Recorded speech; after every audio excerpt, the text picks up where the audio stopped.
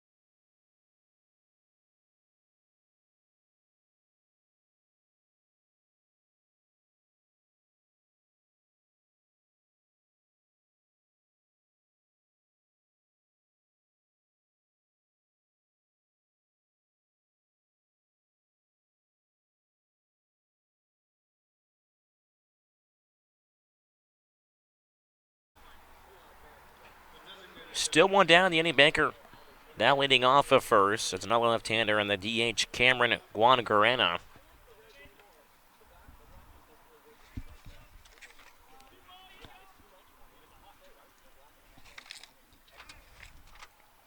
Guangarena grounded into 2 double plays back in that first game. A couple big spots, but he could not quite deliver. First pitch outside corner for strike one. Round Emery ready to throw down if need to be. As Darren Baker over at first base has some speed over there. As he takes off his batting gloves over at first. Here comes Steph from the stretch kicks and deals towards home. As the 0-1 misses the outside corner. 1 ball and 1 strike to count. Emery looks over towards first base dugout. Gets the sign from Kelly Nicholson.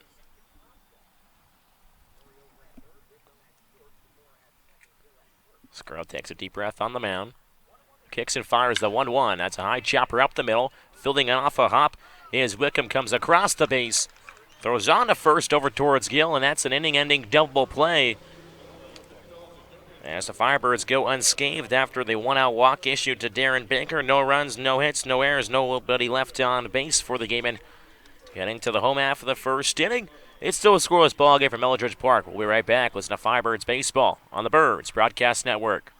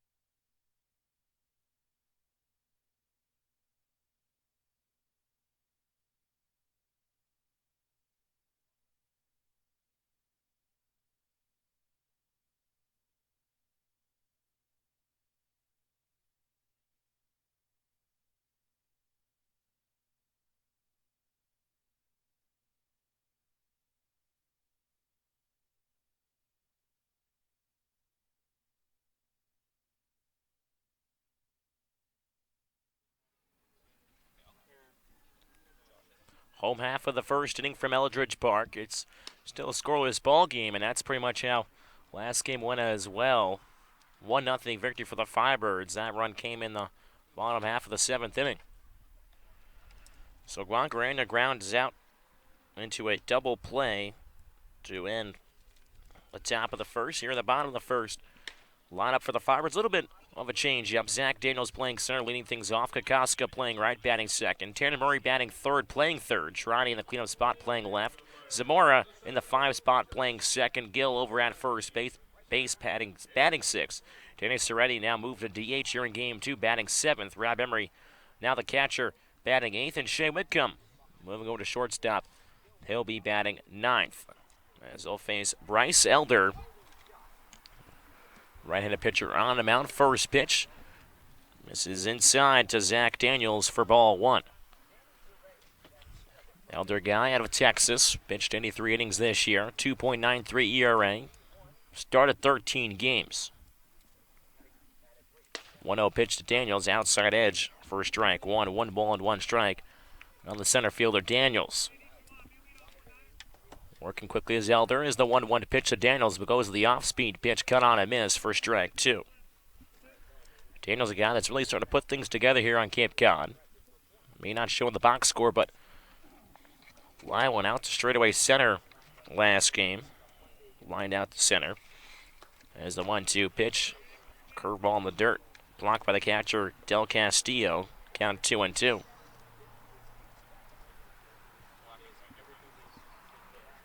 Daniels steps out for a second, steps in towards the back end of the right side. 2-2 pitch to Daniels, just getting a piece out, but fouls it back to the screen. As he'll live to see another pitch.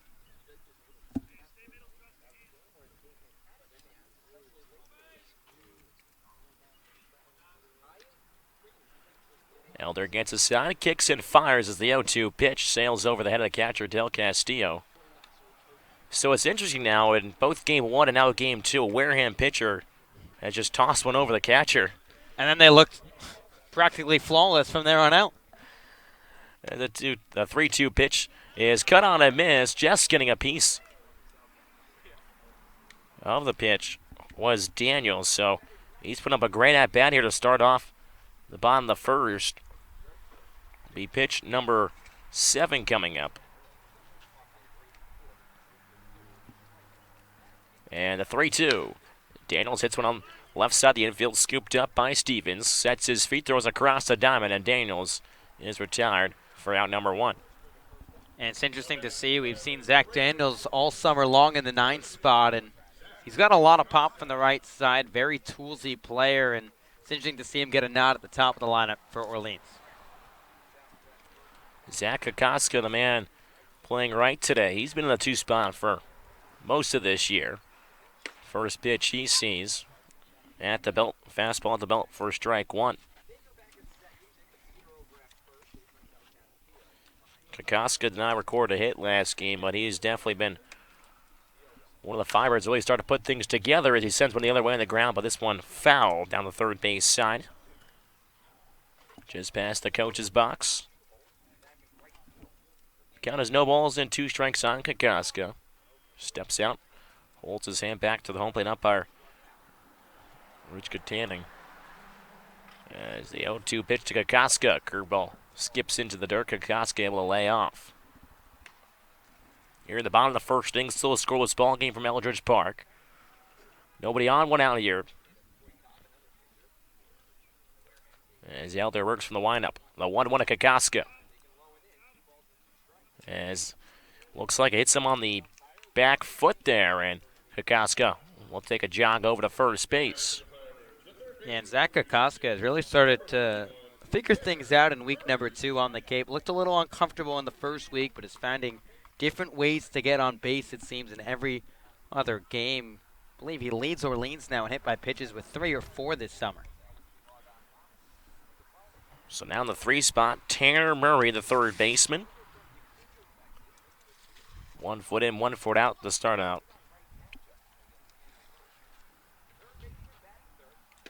First pitch swinging, cut on and miss for strike 1.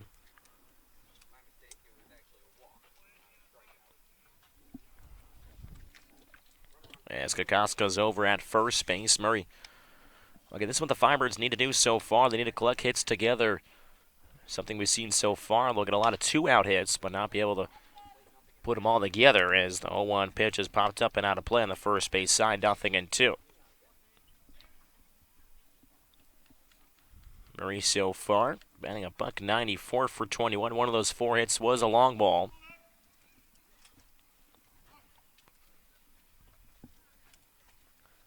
Shortstop moved over to the third so far as he sends it on the ground towards shortstop third. Sims flips it on to second base. Baker in midair over to first. Almost catching Tanner Murray. Acrobatic play by Darren Baker over at second base. Throwing while midair. A strong throw as well as Murray just beats it out. If Darren Baker was somehow able to turn that double play, that would have been SportsCenter Top 10 tomorrow morning. That was a heck of a turn by Baker. Avoided the slide. Still made a strong throw over to first base, but Murray just too quick out of the box. So Max Trani, the left fielder, will have a crack with 2 down. Throw over to first base as Murray slides back in safely. Darren Baker showing on the athleticism over at second base on that last play. As the right-hander Elder looks over his shoulder over to first base. Pauses for a long time. And Trani finally calls time. Trani recorded one of the 3 hits for the Firebirds last game. That was also back in the first inning. Got the Firebirds on the board of the hit column. Trani cut on a miss. First pitch he sees down the zone for strike 1.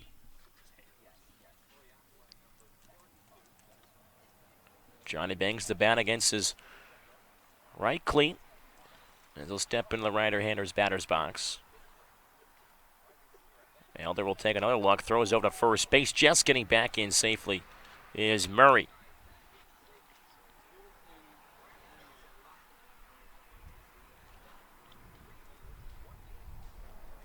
Elder takes his time, steps off, wipes his face. Elder guy that features quite an arsenal. 2-seam fastball, cutter, curveball, and a changeup. A throw to first base.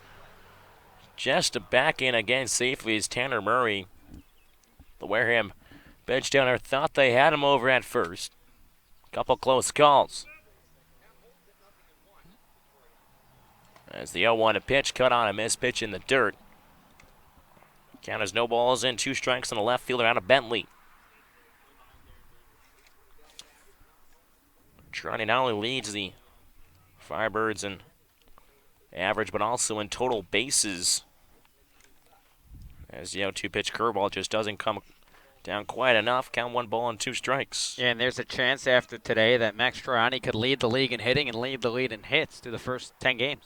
1-2 pitch to Trani. He bounces one off home plate and back our way. We're behind the dish. Count remains 1-2. We'd probably have about 4 or 5 foul balls today if there was no net in front of our face. None of them would have hit our heads, surprisingly. No hot shots, but a couple ground balls. But watch out for the top spin on that second hop as well.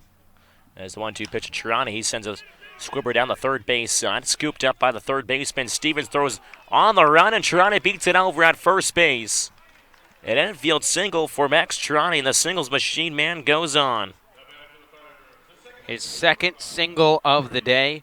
His 12th single of the summer. 12 of his 13 hits have been singles.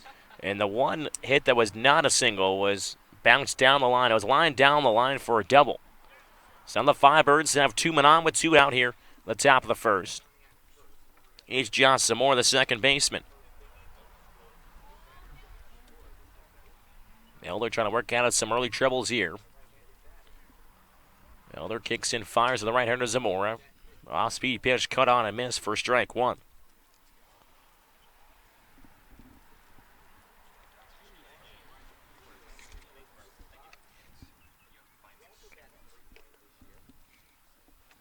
Elder Dodds gets the sign from the catcher, Del Castillo. Looks back towards second, fires towards home. Here's another ground ball, this time a 2-hopper over towards the third baseman. Stevens sets his body and throws to retire Josh Zamora. So the Firebirds had an opportunity, couldn't quite cash in. No runs on 1 hit, no errors, but 2 men left on base for the Firebirds. We've played 1 inning here from Eldridge Park. We'll step aside. We'll be right back. Listen to Firebirds Baseball on the Birds Broadcast Network.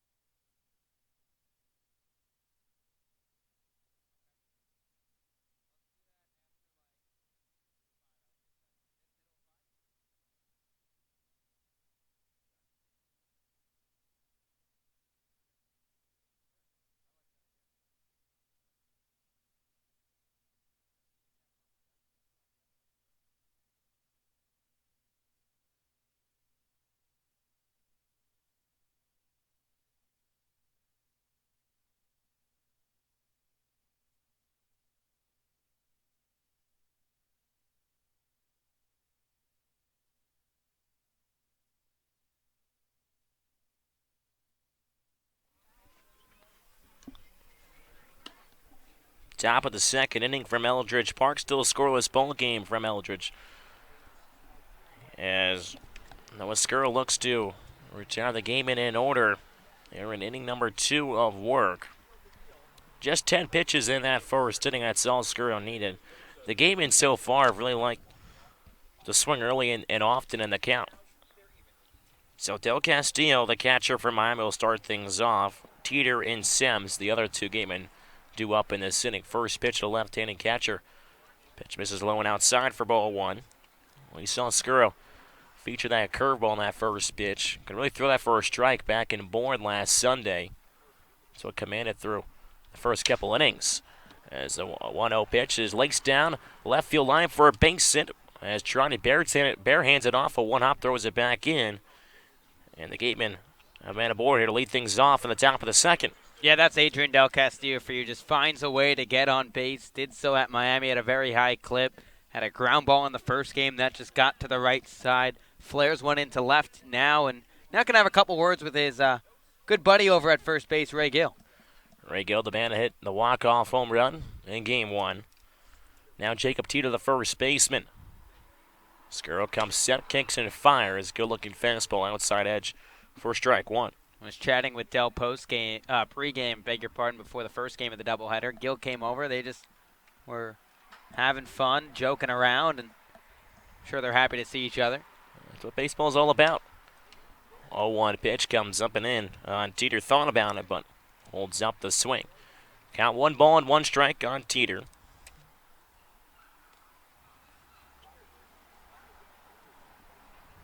Steps out for a second.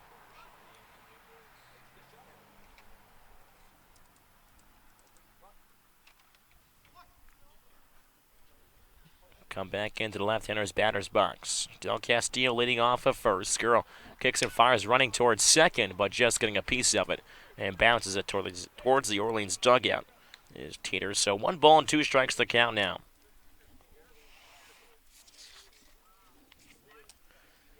Teeter coming into this game hitting .231, 4 for 26. As the 1-2 pitch, high chopper to the first baseman, Gills flicks on to second base, back over to first. This one gets past the first baseman. And it looks like we'll head down to the dugout area. So Teeter will head over towards second base as Gill flipped on to second, but the throw over to first base was wide left. So the Gatemen have a man on with 1 down here. Was that a Miami reference because it went past a Hurricanes first baseman? Was a little bit. Unintentional. Unintentional. Wide left, wide right. So Ben Sims, the shortstop, who was slated to start last game, but then didn't even get an AB, but was subbed out. So maybe Weinstein want to shift some things around here. So Skirrell fires towards home, first pitch. Fastball misses down in the zone for ball 1. So an error will go against Shea Whipcomb as he tried to turn 2. So Teeter leading off at second base. It's Sims, the shortstop, out of Kansas. He'll wave the bat over towards the pitcher, Skirrell, a couple times. Brings the bat back in the stance. Teeter standing off at first, the 1-0. Pitch outside edge for strike 1. 1 ball and 1 strike on Sims.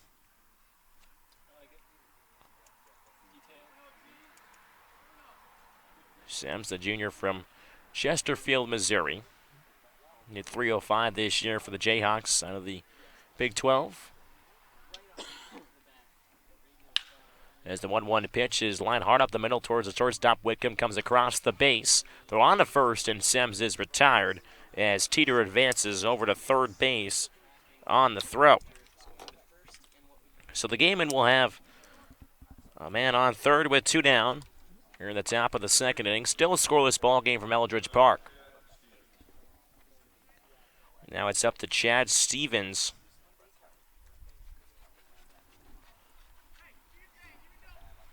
A sophomore from the University of Portland, the West Coast Conference.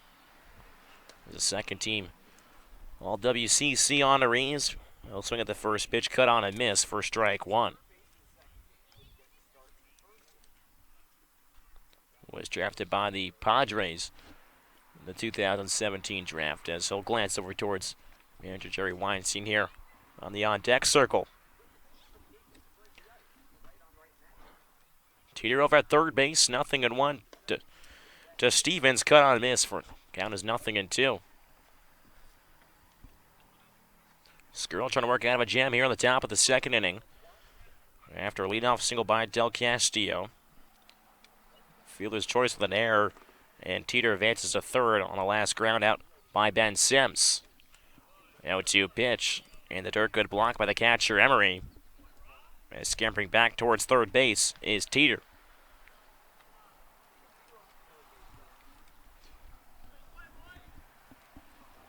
So 1 ball, 2 strikes to count. As Stevens looks to draw first blood here for the Wareham Gatemen. As they try to take game 2 of this doubleheader after falling to the Firebirds 1-0 in the first game. 1-2 pitch, slices with that one over the Orleans dugout off the fence above. Still to do it again at 1-2.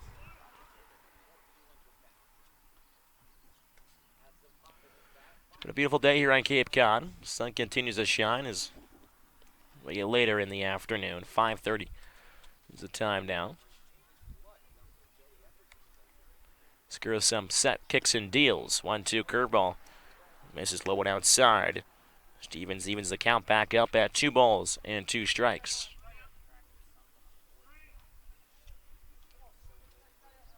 Wind blowing in from straightaway center. There's a 2-2 from Skirrell. Stevens fouls it off once again. Putting up a good fight here with 2 outs in this inning. Trying to score the first run for the Gatemen.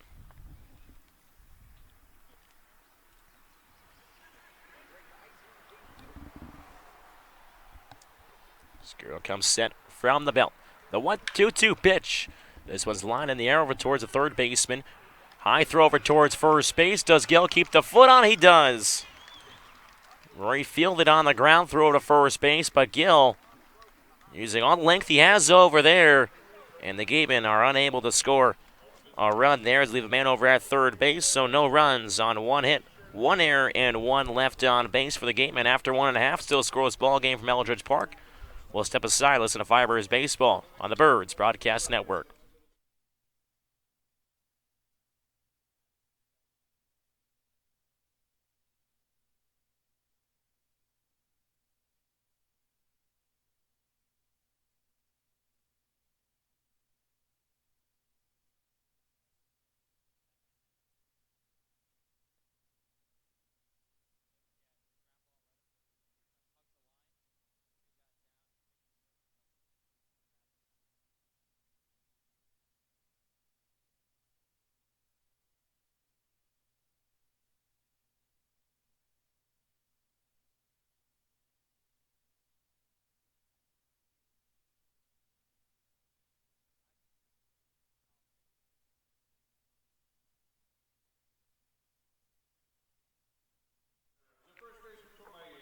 Bottom of the second inning from Eldridge Park, still a scoreless ball game.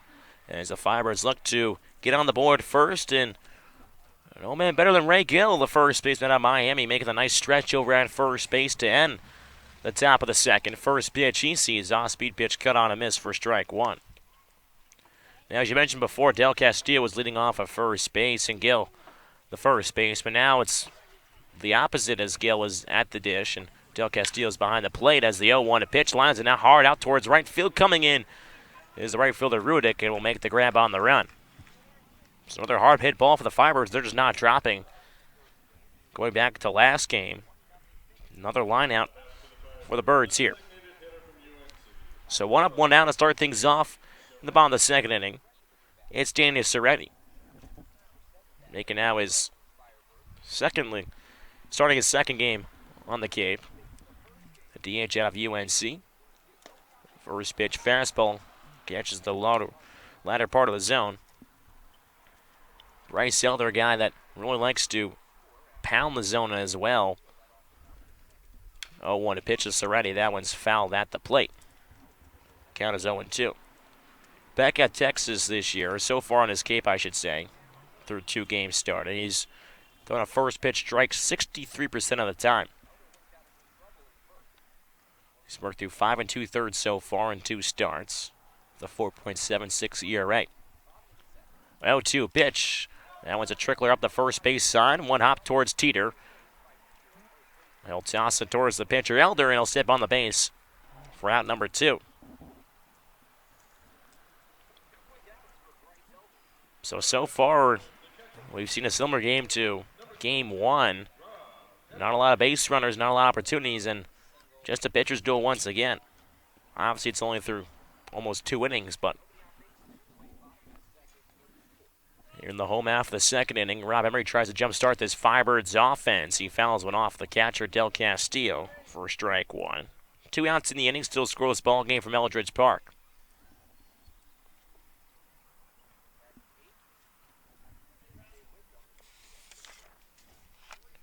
Emery is third on the team in average. He hits .250 on the air as he'll foul it off a weak ground ball towards the third base dugout of Wareham. Count 0-2. I think that last sentence you just said tells you everything you need to know about Cape Cod baseball in June. 0-2 pitch bounces in, 1 ball and 2 strikes to count. You said Rob Emery is third on this Orleans team, batting .250. That tells you everything you need to know about what Cape Cod Baseball League play looks like the first couple of weeks. Averages in ERA are low and high as the 1-2 pitch swung on a dirt as Emery. He'll run over towards first base as Del Castillo will take care of the dirty laundry. So 3 up, 3 down here in the second inning as Elder looks sharp after 2, so it's still a scoreless ball game. Listen to Firebirds baseball from the Birds Broadcast Network.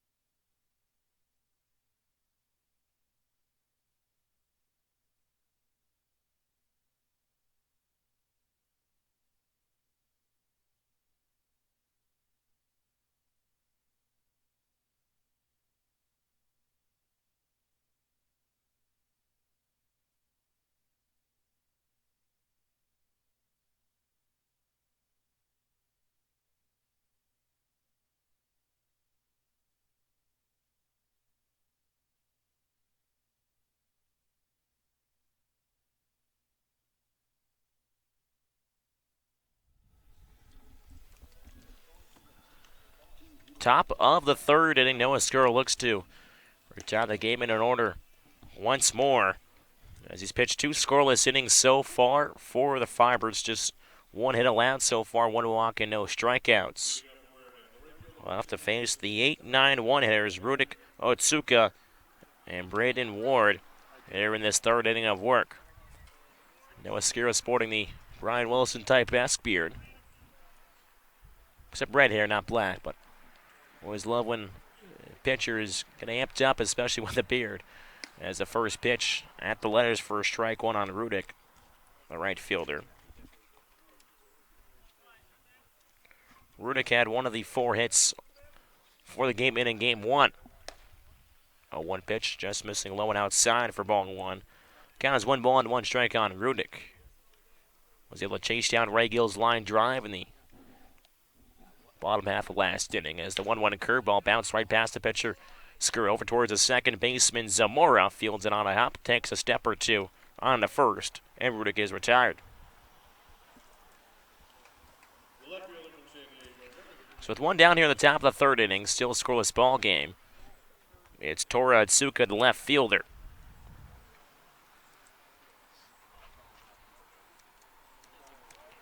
Otsuka, hometown of Rancho Bernardo, California, plays for the University of San Diego. As he'll do battle from the left side against the right-hander Skrull. Off-speed pitch at the letters for strike 1 on Otsuka. He'll be playing left field. Did not get the start in game 1, but he did play in the first meeting that these two teams faced off back in Wareham. Skrull from the windup. Kicks and fires the 0-1. Otsuka slaps it the other way, just over the cars driving down on Route 28. There was 1 ball in that first game that went high in the air and bounced off the road, but no cars. I'm telling you, it's going to happen 1 time this year. It's going to hit a car. You've been very adamant that it's going to happen. I just have a feeling. Could be this game, we don't know. Skrull works the 0-2 to Otsuka. Slaps it on the 1 hop. Over towards the shortstop, Wickham fields it. Strong throw to first base across the diamond towards Gill, and Otsuka is retired. Thomas, I thought of a way we can make it happen. We park your car in the middle of the night when no one's on Route 28. You let me go up and bat, and I'll be late on every pitch, and I'll just foul a bunch of balls off. How's that sound? Well, then we'll call you the foul ball machine. Like Max Troni's the singles machine. Okay. That's fine. At least you didn't say right bench or left bench. That's an improvement. And again, who's pitching? Could be throwing soft toss in there to you. First pitch to Ward. Check swing over towards the third base umpire. Does not go around. Well, if it's anything like our first pitches, I think it was Scotty threw the hardest ball by anyone. We don't even want to talk about mine. That's just a forgotten thing at this point. 1-0 pitch. Ward laces it out towards the left center field gap. It's going to drop in for a base hit. Daniel scoops it up, throws it back in over towards Zamora at second base. Is losing the helmet over there is Ward. Interesting over there, Ward has his ball cap underneath his batting helmet. You don't see that very often. No, not anymore. That's kind of like a Little League thing that used to happen time and time again. But, hey, everyone's kind of different, and Ward's sporting it. It works for him, man. Maybe the helmet could be too big for him, too. That could be another thing. As it's now Darren Baker, the second baseman. He worked a walk back in the first. Right-hander Skrull throws a left-hander Baker. Fastball runs up and out of the zone for ball 1. 2 outs here in the top of the third inning from Eldridge Park. Still knotted up at 0.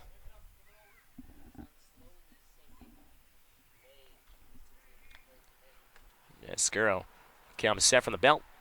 Will turn over towards first base to check on Ward. He's back in standing.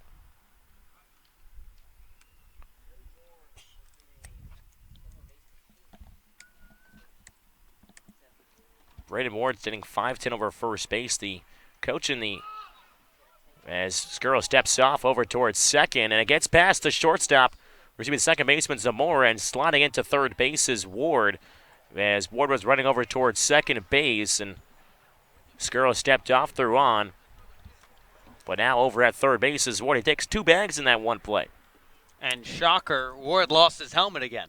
He's running so quick. He's lost the cap a couple times today. Just puts the hat back on forwards, gets the batting helmet to put it on, and he did this in game 1 too. Stole second, stole third, and he's manufactured or trying to manufacture the Gateman's first run of the ball game. Get that? He's had 2 stolen bases in game 1 of the third inning. Here in game 2, he has 2 stolen bases as well. As the 1-0 pitch is popped up and out of play over Route 28. Count 1 ball and 1 strike. I don't know officially if that'll go down as 2 stolen bases. Probably a stolen base and then advances on an error.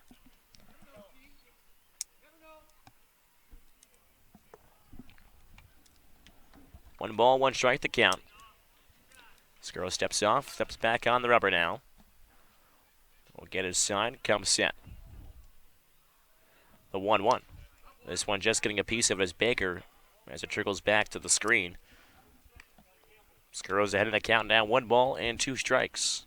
Yeah, and there's a big batter right here. If Skuro can try and keep Wareham off the board, extend this stretch for Orleans. This pitching staff has been great all season, but especially against the Gatemen. They haven't done too much, but they've just done a lot of strikes and have gotten ahead. 1-2 pitch. Baker cut on a miss. He gets tied up, and that's how the Firebirds get out of the top of the third inning here.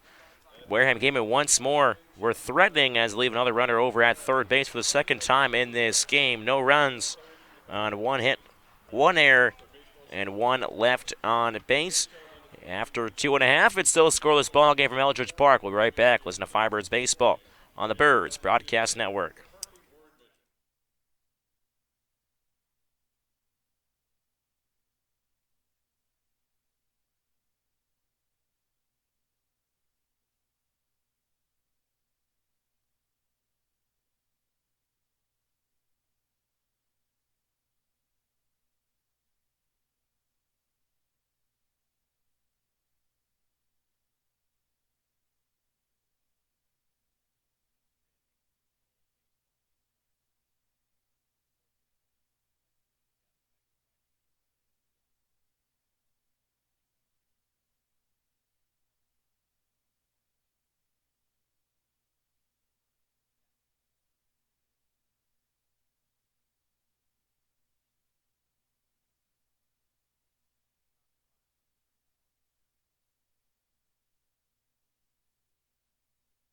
Birds nest, and we need.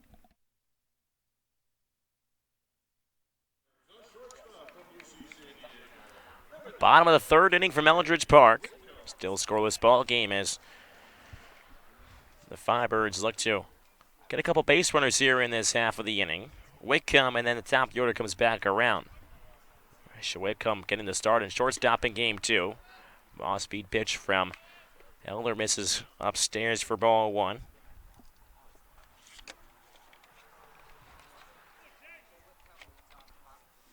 There's a 1-0 pitch. Whitcomb sends one high in the air towards left field, towards the scoreboard.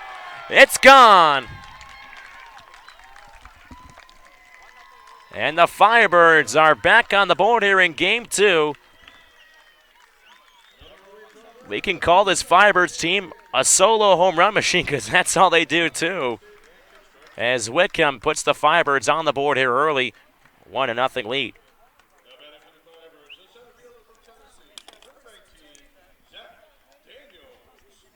Yeah, you talk about these home runs, and it just keeps coming left and right for this Orleans lineup. They don't have too much offensively otherwise, but Jamie Quinn has the home run swingings going. First pitch to Zach Daniels, catches the inside corner for strike 1. The Firebirds now lead 1-0 as the 0-1 pitch cut on and missed by Daniels. Pitch down to the zone, count 0-2. Firebirds as a team now have 8 home runs on the season. As the 0-2 pitch to Daniels, off-speed pitch in the dirt, cut on a miss as Del Castillo scoops in the dirt and will tag Daniels for the first out. So Daniels goes down swinging. It's now Zach Kokosko, the right fielder from Kansas State.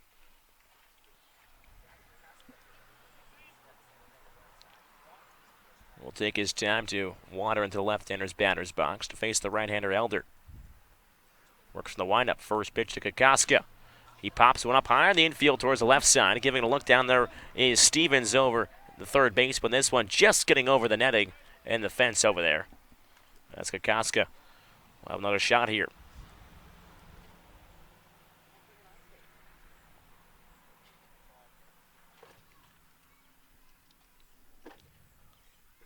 Kokoska takes a deep breath. As he'll step back in. 0-1. Pitch runs up and inside of Kokoska as he's brushed off the plate a little bit. Count moves to 1-1 strike. Elder working quickly as the 1-1 pitch. This one's a one-hopper over towards the second baseman. Baker corrals it. Sidearm toss to first base towards T to retires Kokoska. As that ball looks like it hit off the edge of the barrel. And you got to give Kelly Nicholson a lot of credit of all of this. He makes a couple changes for game two, gives David Ovidia the catcher off, puts in Rob Emery, has Shea Whitcomb come into the ball game to play shortstop, and of course that's the guy who hits the home run. It's just, maybe it's luck of the draw, but Kelly's pushing the right buttons. For sure, pushing the right buttons at the right time. As first pitch to Tanner Murray cut on a miss for strike one. Murray grounded to fielder's choice in his first AB. Has made a couple nice defensive plays for the Firebirds here this year.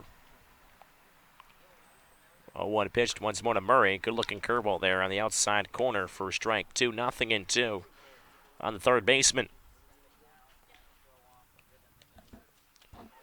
So far, Elder 29 strikes, 8 balls. Really pounding the zone early. 0-2 pitch from Elder. Misses low one outside. Count 1-2 on Murray.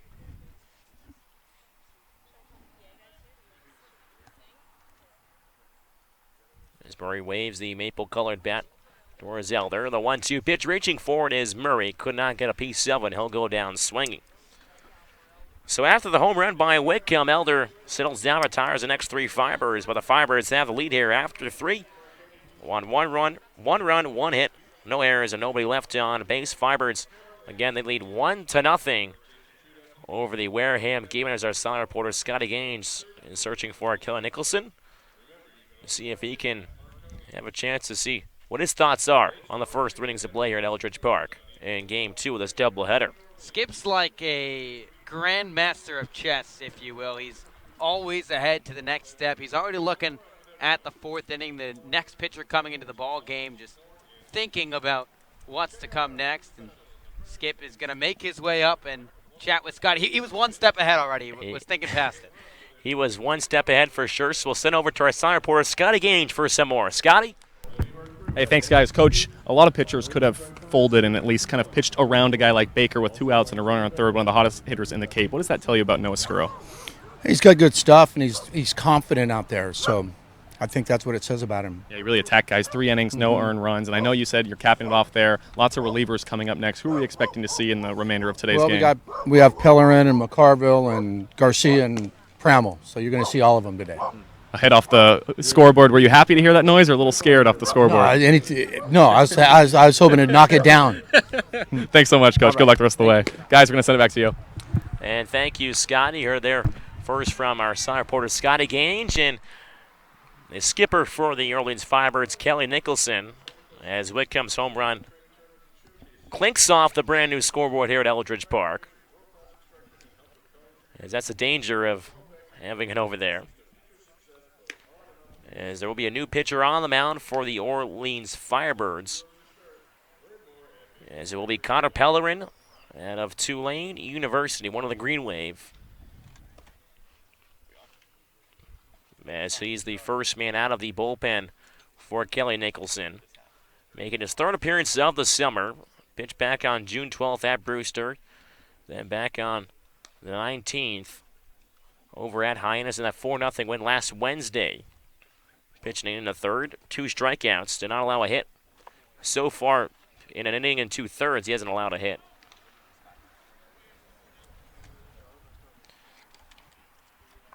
So Scurro leaves the game for the Firebirds. Pitched 3 scoreless innings, 2 hits, no runs, 0 earned, 1 walk, and 1 strikeout. As he will have to face off against the heart of the Gateman order. 3-4-5 hitters. Juan Guarena, the DH, will start things off. He grounded to a double play in his first debut back in the first.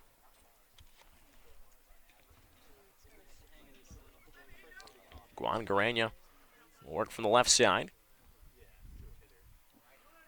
Pellerin works from the stretch. First pitch, fastball couches the outside black for strike one. Juan Guarena just finished his freshman season at Cal State Fullerton. Models his game after Yadier Molina and Corey Seager. Of course, the West Coast guy from California. Corey Seager with the Dodgers. 0-1 pitch. Off speed, 0-2 now from Pellerin. Juan Guarena hit .261 for the Titans this year. As the 0-2 pitch, fastball runs off the plate.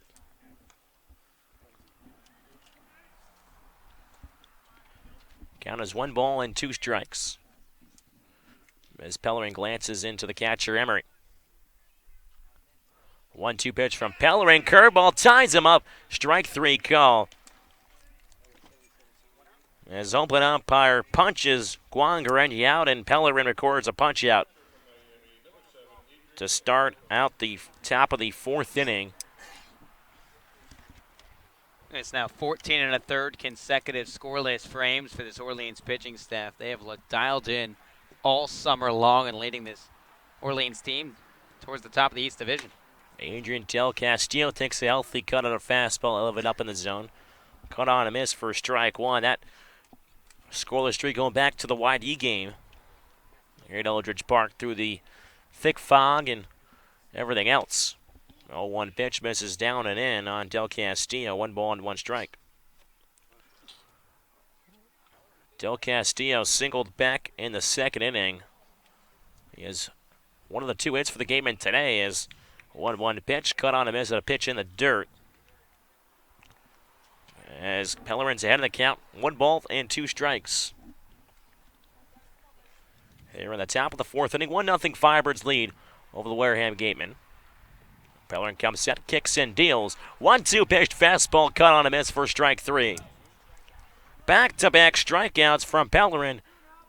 And he's got his stuff cooking so far for the Firebirds. Yeah, Connor Pellerin, shy of that first rocky outing. He's been lights out of the bullpen for Kelly Nicholson. Pretty much everyone Kelly has gone to out of the pen has been great. Just pounds the strike zone just like everyone else. Not overpowering, but keeps hitters off balance with really a 3-pitch mix. Now it's Jacob Teeter, the first baseman.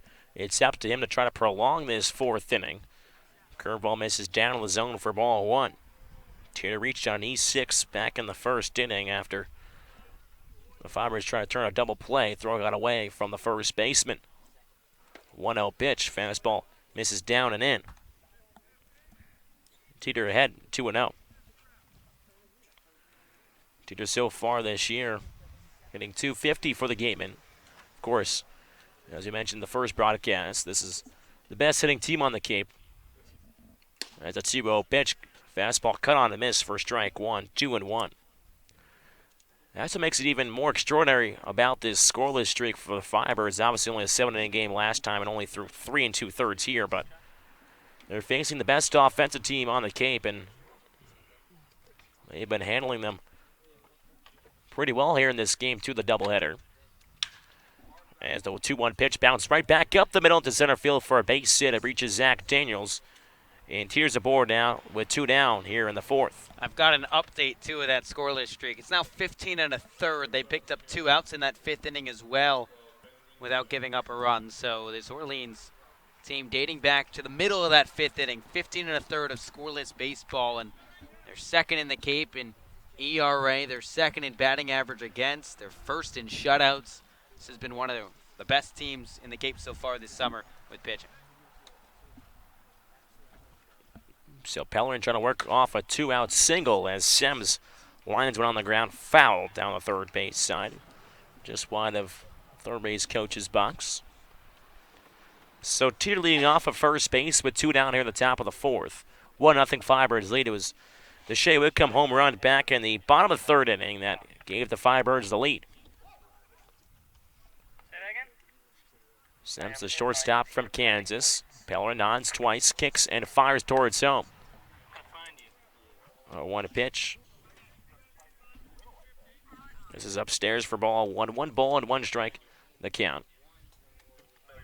Sims hitting .368 this year for the game in just 19 ABs, though.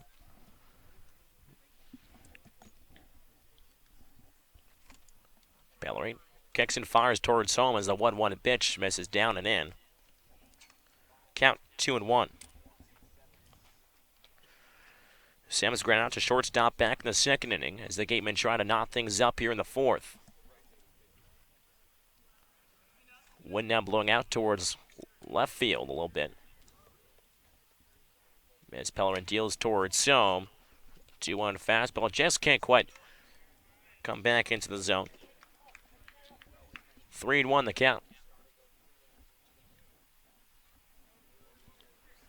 So Skuro pitched 3 scoreless, and now it's up to the bullpen to try to preserve this lead. Pellerin has gotten first 2 outs so far as 3-1 pitch has popped up and out of play over Route 28. 3 balls and 2 strikes with 2 down here in the top of the fourth. The runner Teeter will be running on the pitch. Thomas, is part of this deal that Kelly's doing, which is rotating pitchers in and out, and the purpose is to get guys in because not a lot of guys have pitched in the last week, but keeps the opposing teams really off balance when you're going from one guy to the next just like that. The payoff pitch to Sims. Fastball misses upstairs, and ball 4 worked by Sims. And now the Gatemen have 2 men on with 2 out here in the top of the fourth. And going back to the last point, you really can't learn much from batter to batter because each pitcher is different, from maybe the delivery to the type of pitches they throw. Not just that, usually you see pitchers tire out the 3rd time around the order. There's only 1 time around the order, usually maybe an extra hitter or 2. So the way that Kelly's used his pitching staff today, it makes it hard for the opposing teams really to get a good look at the guy. So Teeter off a second base, Sims over at first. It's Chad Stevens, the third baseman. Off-speed pitch, he goes fishing down out of the zone for strike 1. Stevens also another ground-out victim back in the second inning. Nice backhanded play by the third baseman Murray to end the second inning. Pellerin comes set. 0-1 pitch to Stevens, a half-hearted swing. Pitch on the outside corner anyway, 0-2 on Stevens. So Pellerin searching for his 3rd strikeout. They're trying to strike out the side here in the 4th. Runners on first and second here with 2 outs in the top of the 4th. 1-0 Firebirds lead. Pellerin sets, kicks, and deals. Curveball just misses a bit upstairs. Awfully good-looking pitch there by Pellerin. He'll take a walk around the mound. Stevens looked back, thought it might have been strike 3. He kind of held his breath for a sec. Hey, did I just strike out? He was okay. Pellerin once more. The 1-2. Breaking ball just getting a piece of it with Stevens. As Emery could not quite hold on. So they'll do it again with 1 ball and 2 strikes as Stevens tries to drive in the tying run here, which is over at second base. Pellerin, the 1-2. Fastball just misses the outside edge. Count 2 balls and 2 strikes. Again, only 7-inning games here in the doubleheaders. So every chance you get, you have to cash in. Pellerin, the 2-2 towards home. Curveball just misses outside corner. Stevens, keen eye at the plate, works the count to full. Stevens, 6 RBIs on the season for the Gatemen. Has an opportunity here. Tie with Braden Ward for the team lead. The 3-2 pitch. Misses down in the zone. Ball 4. And now the catcher, Rob Emery, will take a walk out towards the pitcher's mound to have a chat with the right-hander from Tulane.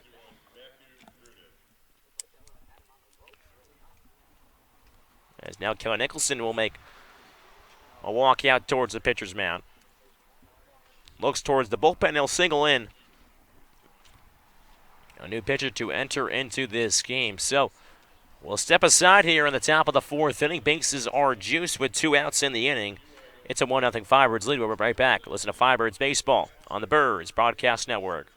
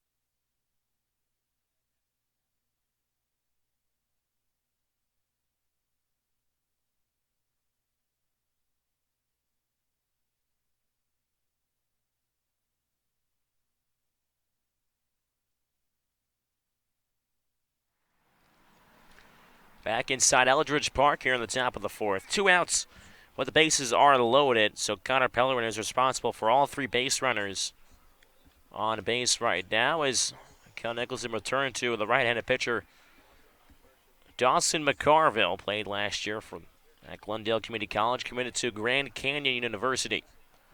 So right-hander has some work to do. Just needs to record 1 out here. He'll face the right fielder Matthew Rudick. The 8-hole hitter. He grounded out back in the 3rd inning. RBI opportunity here with the go-ahead run over at second base.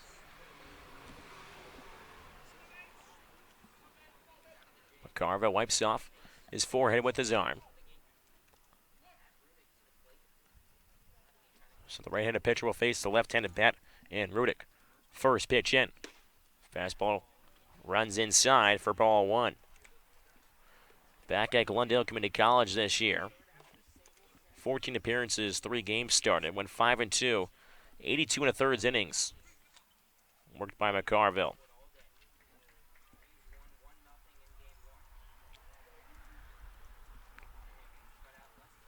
.06 ERA with 60 punch-outs. McCarville kicks and fires once again as the 1-0 pitch hit a squibber on the 3rd baseman. Murray dives, throw across the diamond in time, and retires Matt Rudick. So just like that, the Firebirds are able to work their way out of a jam here. No runs on 1 hit, no errors, but 3 men left on base as the Gatemen leave the bases juiced. The Firebirds stole the 1-0 lead after 3.5. But before we let you go, we're playing a new game with our sign reporter, Scotty Gange. It's called Find Scotty Around the Yard. Scotty, give us a hint. Thomas, you definitely just made that name up. I was thinking like Seeking Scott, not Find Scotty Around the Yard. We'll talk about it later. Okay, here's today's riddle. You've got to find where I am. Bryce, our producer, you're on the camera, and you guys have to listen and tell him what the riddle is. Here it is. I am not in pain, but I am only where the big hurt has been before. Again, I am not in pain, but I am only where the big hurt has been before. That is a great. Do we have any ideas, Gabe? Gabe? That's a great clue. Way too obvious, to be honest with you. Way too obvious. You are dead central, 434. I think you're hiding behind a rock, but I'm not sure.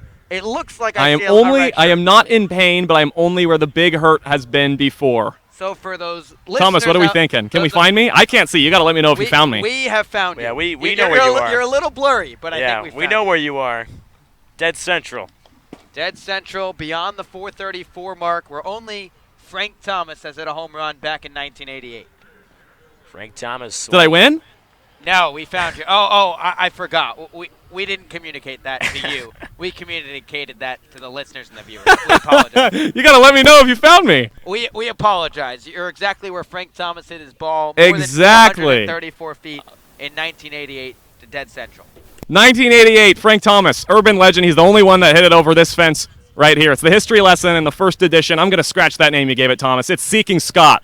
Every single game after the fourth. Oh, let's have a great day, you guys. Thanks for finding me and for finally letting me know. Come on. Middle of the fourth, Scotty. Come on, We'll man. get better at it. We've got some things to work out. He's going to give us tougher questions as well, that's for sure. That was a pretty easy one. To start things off here at Eldridge Park as the Gateman will send a new pitcher to the hill here. As it has been the Shea Whitcomb home run that has put the Firebirds ahead here. Now heading into the bottom half of the fourth inning. The Gatemen leave 3 men on in that top half of this inning, with Steven Sims and Teeter all left on base. But Connor Pellerman worked 2 strikeouts, got in some trouble, but McCarville able to work it out.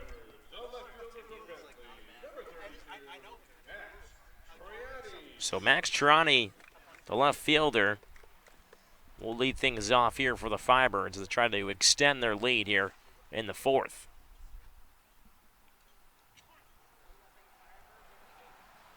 First pitch to Triani, pitch outside corner for strike 1.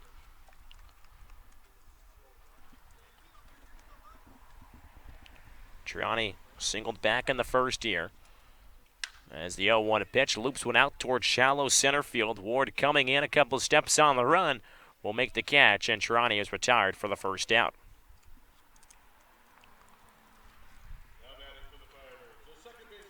So the new pitcher on the mound is Trent Palmer out of Jacksonville, native of Andover, Minnesota. The right-hander, 6'2", 220. As Palmer fires a first pitch fastball in there for strike 1 on Josh Zamora. Palmer making his second appearance of the Cape League season. Pitched back on June 16th against Chatham. Pitched 2 1/3 innings, so we might see some long relief here. As the 0-1 pitch misses for ball 1 to count as 1 ball and 1 strike. As Palmer has an interesting wind-up as the 1-1 pitch hit hard on the hole towards the left side, back into by Sims, throws across the diamond. Spectacular play by Sims over there, the shortstop out of Kansas, showcasing the arm over there in the hole. Wow. That was a very impressive play. We've seen some good defense in this doubleheader so far, and really just a lot of strong arms being showcased to the scouts today. That is wide as the Cape Cod Baseball League. Some of the best around the country come here. Flock to Massachusetts as the first pitch to Ray Gill, outside edge. The fastball is located. It's in there for strike 1. So 2 outs here in the bottom of the fourth inning. 1-0 Firebirds lead. Nobody on as Gill tries to jump start the Firebirds offense. He rips one down the line. Fair ball down the third base line. Heading down the line as Gill takes a turnaround first base. Heading in towards second. No throw as he'll stand up at second base. Ray Gill almost lost the helmet on the way around first base as well. So it's a theme today that guys are just flying so fast they're losing their batting helmets. Shea and Ray getting the Birds a victory in Game 2 of this doubleheader. We'll figure out the rest of the rhyme, but that's really been the story today is offensively, those have been the pieces that have given Orleans a jump start on the offensive side. The Shea and Ray fireworks show. That is it. Oh, okay. Danny Soretti steps in the left side. Fastball at the knees for strike 1. Firebirds look to tack on an insurance run here with 2 outs. The bottom of the fourth. Gill leading off at second base. Palmer looks back twice, kicks and fires towards home. As a high chopper went towards the second baseman, Baker fields it. Sidearm throw across his body on the run, but retires Soretti for out number 3. So the Firebirds, no run on 1 hit, no error, 1 left on base. 4 complete here from Eldridge Park. It's a 1-0 Firebirds lead. We'll be right back. Listen to Firebirds Baseball on the Birds Broadcast Network.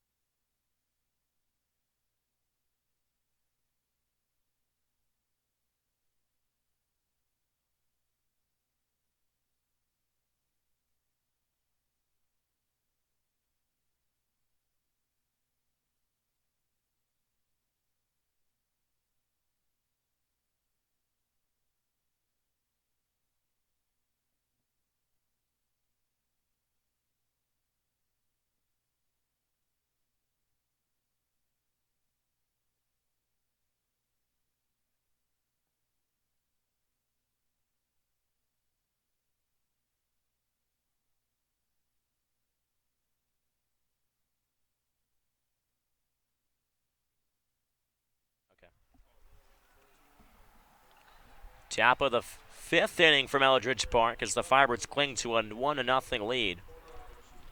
As we 9-1 two-hitters for the Gatemen due up as the Firebirds look to try to keep the bats at bay for the Gatemen. McCarville back on the bump. It took 2 pitches to retire. Matt Rudek, who grounded out to the third baseman Murray. First pitch to Toro Otsuka, misses down in the zone for ball 1.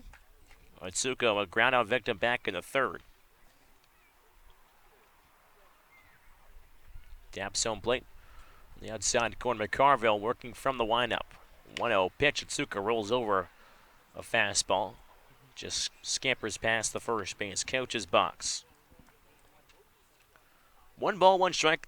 The count on Otsuka.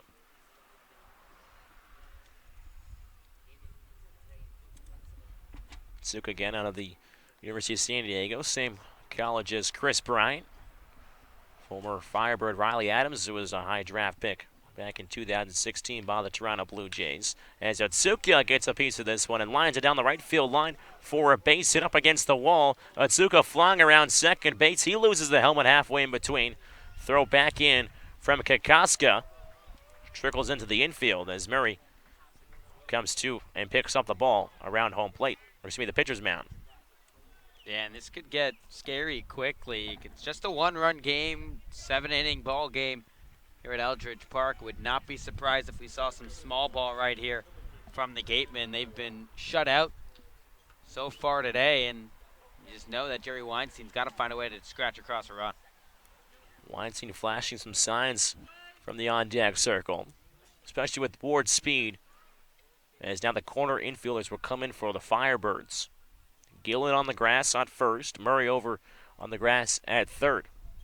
Next 2 hitters really for this Gateman lineup have a lot of speed. Otsuka does as well at second base now. Showing bunt is Ward. He pops it up. 1 hop towards Gill. Gill tries to go for the tag. Running on the base path is Ward, and Gill applies the tag. So successful sacrifice bunt for Braden Ward. Moves Otsuka over to third base now with just 1 out. So McCarville has some work to do here if he wants to preserve this Firebirds lead. Needs a strikeout here, or a ground ball in the infield as the Firebirds infield will come in on the grass. First pitch to Darren Baker, right back to the third baseman. Tags the runner at third, throws across the diamond, and they got him! Tanner Murray, heads up play. Tags Otsuka, throws across the diamond to Gill, and the Firebirds are out of the inning. Wow. This kid continues to make smooth defensive plays. Just tag the guy at third. Scouts are impressed left and right. And it was impressive to see what Tanner Murray has done over at the hot corner. Unreal by Tanner Murray. It might have to be the Shea and Ray and Murray show. That's how it's gone today here from Eldridge Park. So after 4.5, it's still a 1-0 Firebirds lead. We'll be right back. Listen to Firebirds Baseball on the Birds Broadcast Network.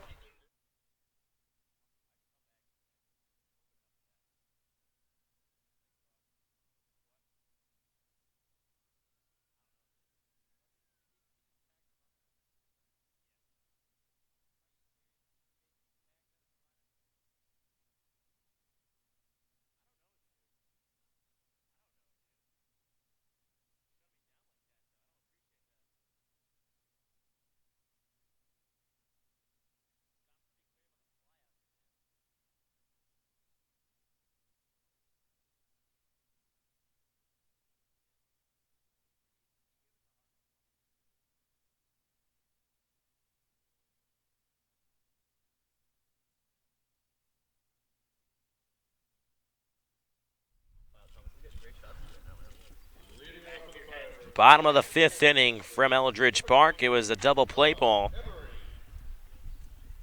induced by McCarville, but even better play by Tanner Murray at third base. Tags Otsuka, throws across the diamond, and gets Darren Baker. So it preserves the Firebirds' 1-0 lead as Palmer's back on the hill for the Gateman. First pitch to Rob Emery, the catcher. Gets past the catcher, Del Castillo, the backstop for ball 1. That's the 4th double play in these 2 games turned by Orleans. It's unreal.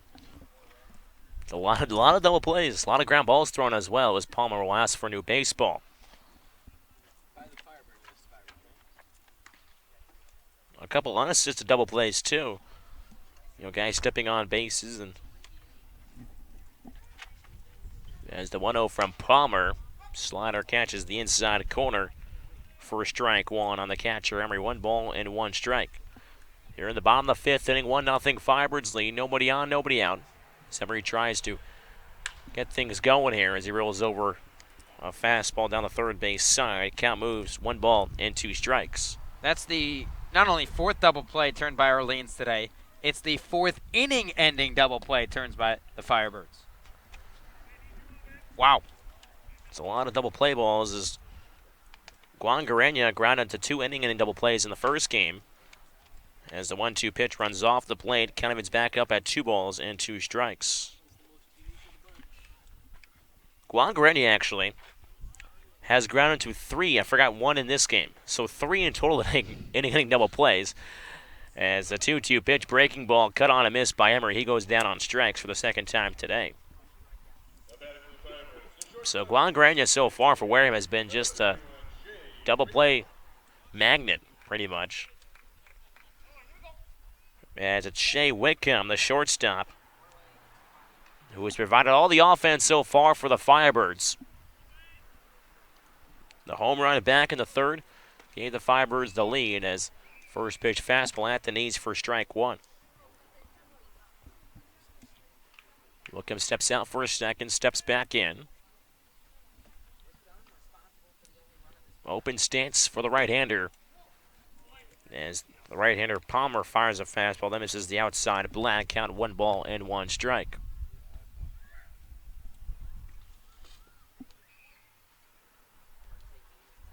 One from Palmer.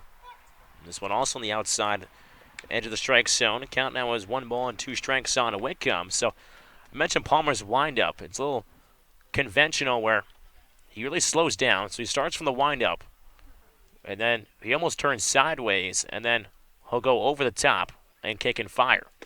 1-2 pitch runs off the plate. Gateman's back up at 2-2. Still think a guy like Tim Lincecum might be a little more out of the box, we could say, turning practically to straightaway center.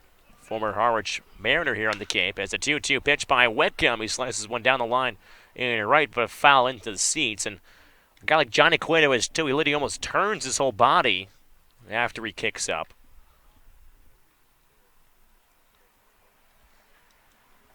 Where you see some guys we talk about Ben Wall really finishing strong towards home plate and coming off towards the first base mound. As 2-2 pitch to Whitcomb, high chopper towards the third baseman. Stevens backhands it, strong throw over the first base across the diamond to Teeter, retires Whitcomb in time. So Shea Whitcomb is a human being and does get out on occasion in the game of baseball, but this Orleans squad, their pitching has been so dominant that their offense just sprinkles runs with homers, and they're almost on their way to their 5th shutout in their first 6 wins. That is just unreal. I saw a stat, it's probably from it's probably an old stat, but I saw that there were 10 shutouts on the Cape, and Orleans pitching was responsible for 3 of them, and I think Wareham about another 2 of them. So first pitch fastball on the inside corner to Daniels for strike 1. Yeah, Orleans entered the day first in the Cape with 3 shutouts. Wareham was second with 2. Yeah. So both squads really been clicking on pitching today, but it's just Orleans has bested Wareham so far. 0-1 fastball misses the outside corner. Daniels works the count. 1 ball and 1 strike. Daniels searching for his first hit today. 0 for 2 so far in this game, too. 1-1 pitch to Daniels. Bottom part of the zone. Daniels didn't think so, but it's in there anyway for strike 2. The other thing that would be significant about this game would be the first 2-game win streak for Orleans of the summer. A 1-2 pitch from Palmer. Daniels skies one up in the air on the right side of the infield. Second baseman Baker coming in on the edge of the grass. Will camps under it and will make the catch for out number 3. So no runs on no hits, no errors, nobody left on base for the Firebirds. After 5, it's a 1-0 lead for the Birds. Before we let you go, we're going to take another look around the Cape League after the Firebirds. Again, they took game 1 1-0. We mentioned Katuitt took game 1 5-2 over Brewster at Lowell Park. Falmouth coming back and defeating the Whitey Red Sox 9-6 in game 1. And then Harwich defeating Hyannis 7-2 at McKean Park. And so far, bottom of the second inning, back in Hyannis. Hyannis searching for their first win of the season. They're 0-8-1. They lead Harwich early in the bottom of the second, 1-0. Wow. It's big. Big news in the Cape.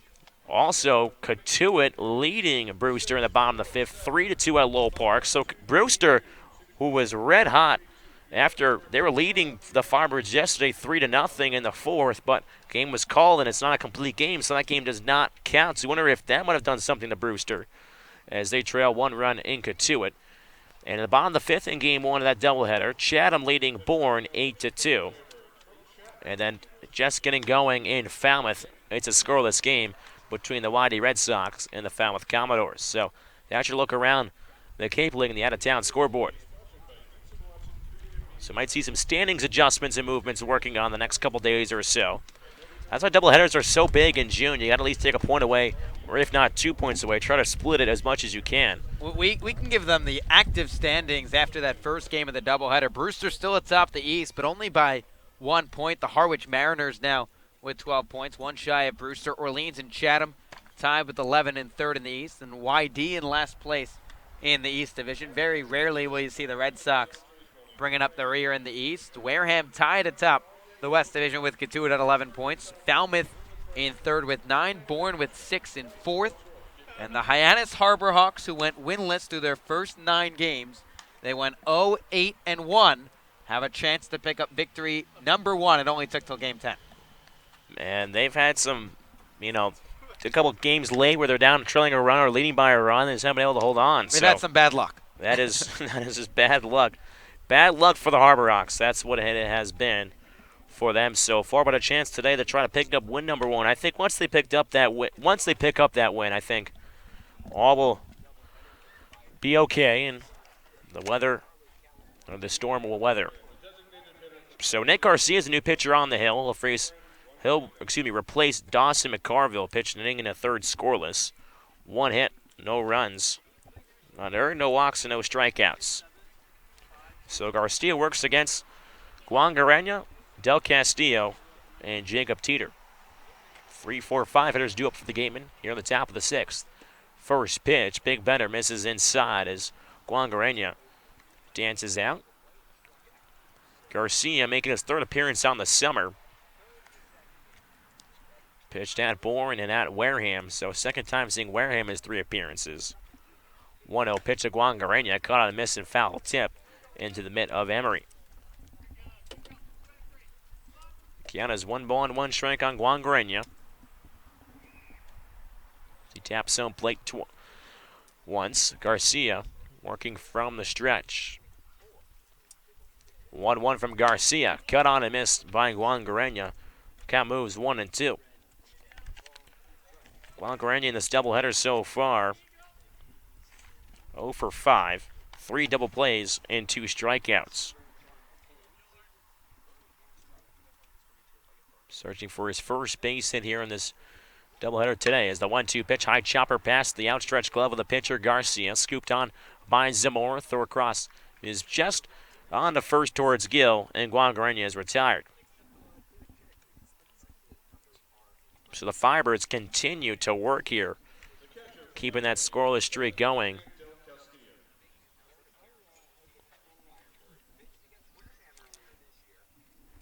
And that's Adrian Del Castillo, the catcher out of Miami. Singled back in the second. He's got one of the 4 hits for the Gateman today. First pitch misses down on the zone for ball 1. Del Castillo struck out his last time up. Back in the 4th, that was when Connor Pellerin was on the hill for the Birds. He struck out the first 2 hitters in that inning. 1-0 pitch, fouled back in the screen behind home plate. Count is now 1 ball and 1 strike.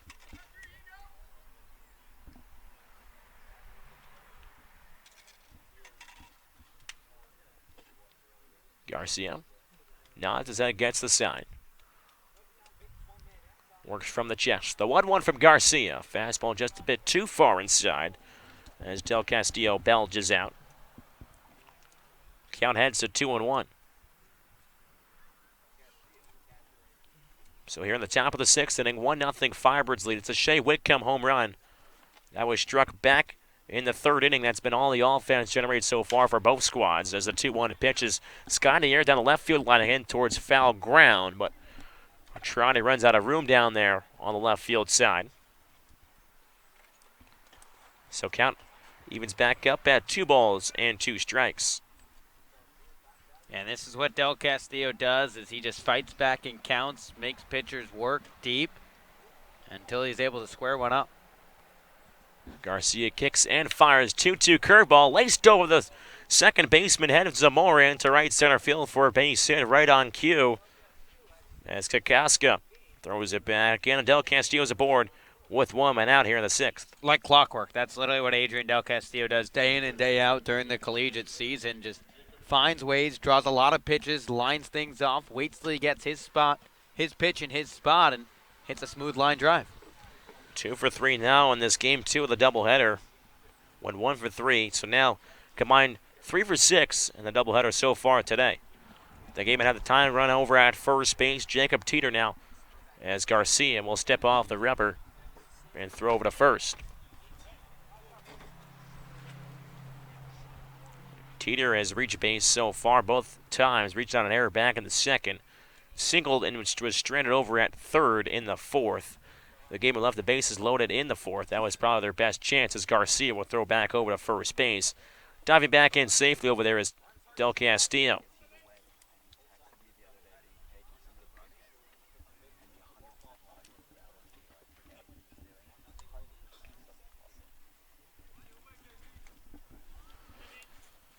Teeter still waiting the first pitch here. Garcia comes set from the stretch. We'll check over once more at first base on Del Castillo.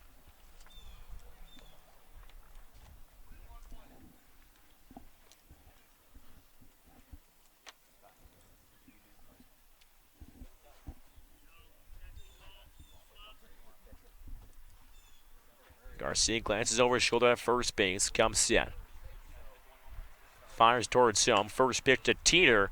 In there on the outside corner for strike 1 as Garcia hits the deck after he throws that strike. He does some mound work now.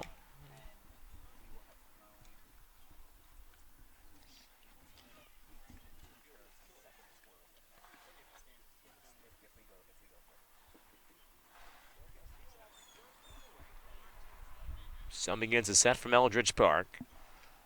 As Garcia comes set, kicks and fires the 0-1 pitch is skied up in the air on the left side of the infield. Third baseman Murray moves into foul ground just for the Wareham bench and will make the catch for the 2nd out.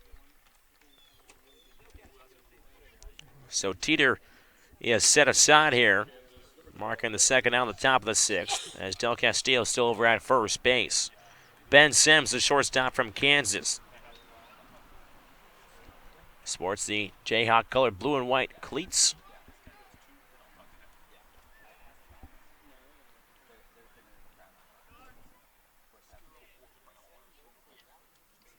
As Sims, the left-hander, works from the left side, facing the right-hander Garcia. First pitch from Garcia. This one misses inside for ball 1. Sims so far walked back in the 4th. He was left over at second base again that 4th inning. The Gateman had the bases loaded. That was probably their best opportunity so far in this game, but couldn't come to fruition. 1-0 pitch, cut on and missed. Fastball tied up on the hands of Sims as he'll step out of the batter's box. Kelly Nicholson from the first base side urging on his pitcher on the mound, Nick Garcia. 1 ball, 1 strike to count on Sims. Garcia deals towards him with a 1-1 chopper. Gets over the head of Garcia. Coming in, Zamora comes around the ball, throws on the run, and in time. Good play there by Zamora. Tough play. Made it look easy, though. So after 5.5, no runs, 1 hit, no errors, but 1 left on base for the Gateman. Again, after 5.5, it's the Firebirds 1, the Gateman nothing. We'll be right back. Listen to Firebirds Baseball on the Birds Broadcast Network.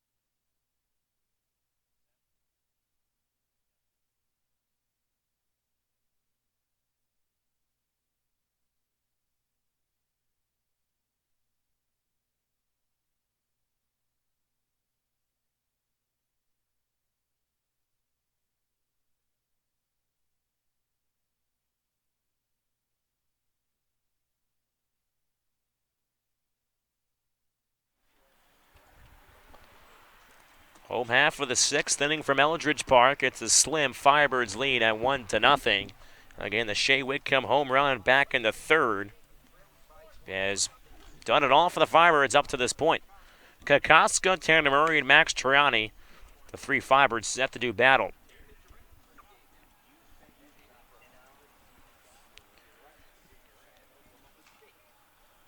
As there is a new pitcher on the mound for the Wareham Gatemen.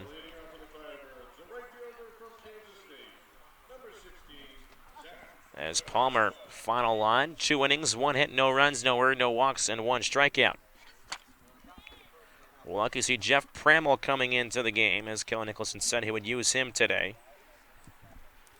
He's digging from the left side is Zach Kokoska. Right-hander faces the left-handed bat, and Kokoska. First pitch fastball runs upstairs for ball 1. Kokoska was hit by a pitch in that first inning. The only time he's reached base today in his first 2 appearances. As the 1-0 pitch slices one off the edge of the barrel and will skip up the first base line. Count 1 ball and 1 strike.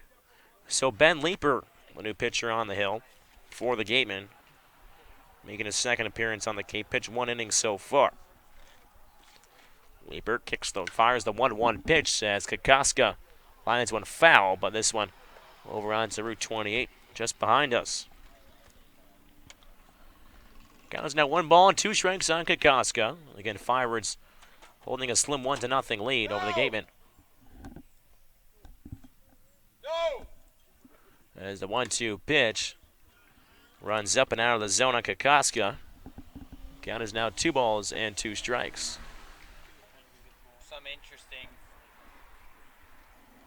Some interesting theatrics here at Eldridge Park. Sun's starting to come down. 2-2 pitch to Kokoska, fouls it back into the screen, and count remains 2-2. Again, Route 28, a very busy highway, runs right behind us here at Eldridge Park, and it's very dangerous to try to cross this street, but for some kids, they want to try to do so just to get a baseball. 2-2 pitch to Kokoska. He rolls it over, fouls it off himself at the box. Kokoska takes a walk around. as Leaper heads back to the hill. Leaper so far, 1 game, 1 inning. Faced 4 batters. Hit 1 batter with a hit by a pitch. 2-2 pitch to Koska. Skies one once more down the left side. Heading into foul ground is going to be Stevens. Looks like it'll be a foul ball.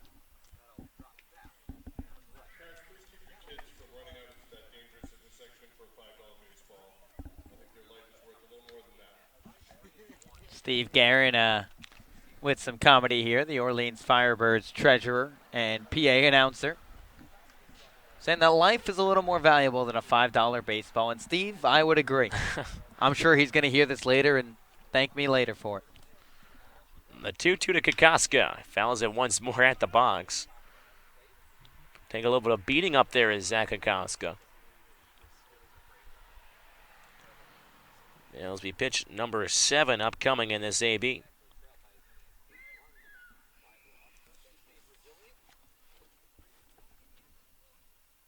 The 2-2 once more. Kokoska check swing in there anyway for strike 3.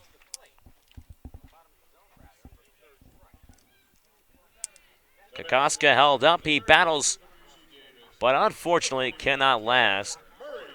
Although Kokoska, you have to say, that was a pretty good battle up there, battling for 7 pitches, fouling off some tough pitches. But Leaper wins the battle there. So 1 out here in the the bottom of the 6th inning, 1-0 Firebirds lead as Tanner Murray from the right side. Mitch misses down in the zone for ball 1. Murray made a nice defensive play back in the 5th inning. With 1 down the inning, the tying run on third base, and Otsuka, as the 1-0 pitch misses low and outside, count 2-0. So Otsuka over at third base, and then a ground ball from Darren Baker comes right to Murray. He tags Otsuka, who takes too much of a secondary, then throws across the diamond to retire Darren Baker for an inning-ending double play. Probably the biggest play so far in this game. 2-0 fastball runs up and inside, and count heads to 3-0.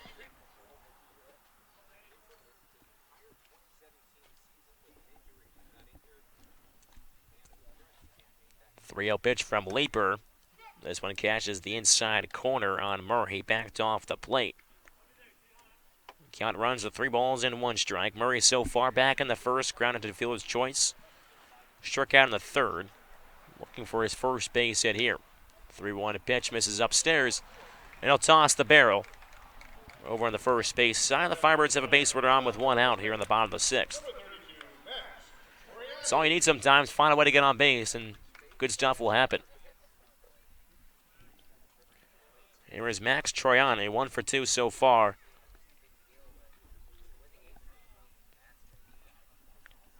As Leaper will throw over to check on Tanner Murray.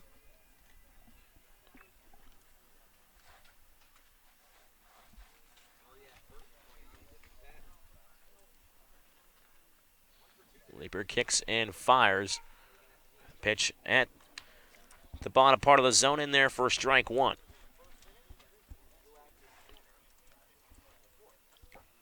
So Troiani continues to see that average rise here.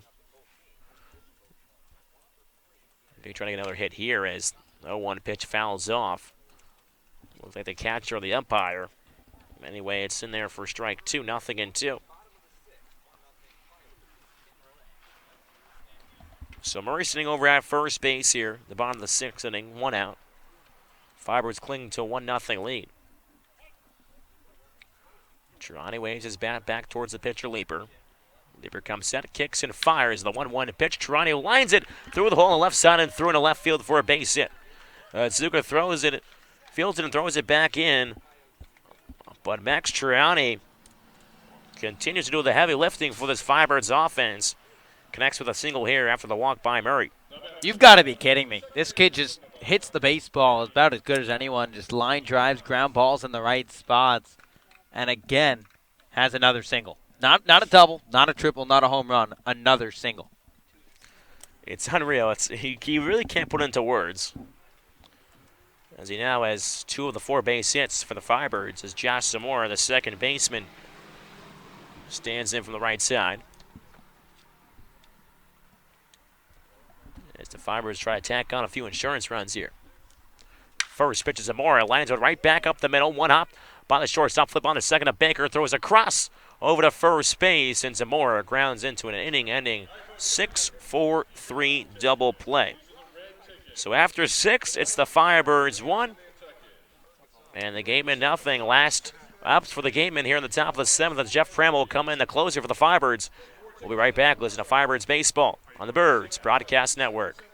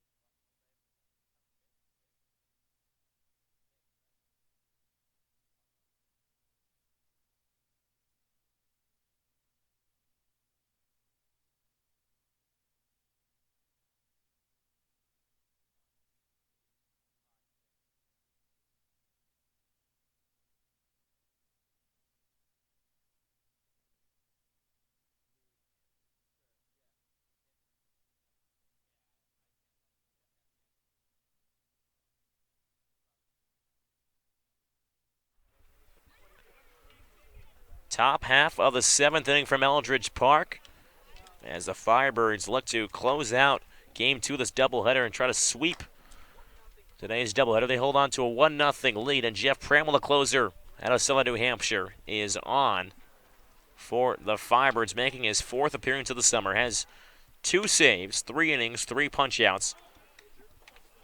Added to his ledger. Last pitch back in Hyannis in that 4-0 win.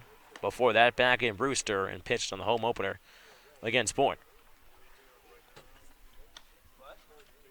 So off the face, Chad Stevens, Matt Rudick, and Toritsuka. 7, 8, 9 hitters due up for the Gateman, as the Firebirds look to win both games 1-0. So it's been a pitcher's duel for both sides. The Firebirds so far 4-1-1 against the West. And look to head over 500. 2 games over 500 if they can close this one out. First pitch to Chad Stevens shows bunt, pulls it back, misses for ball 1.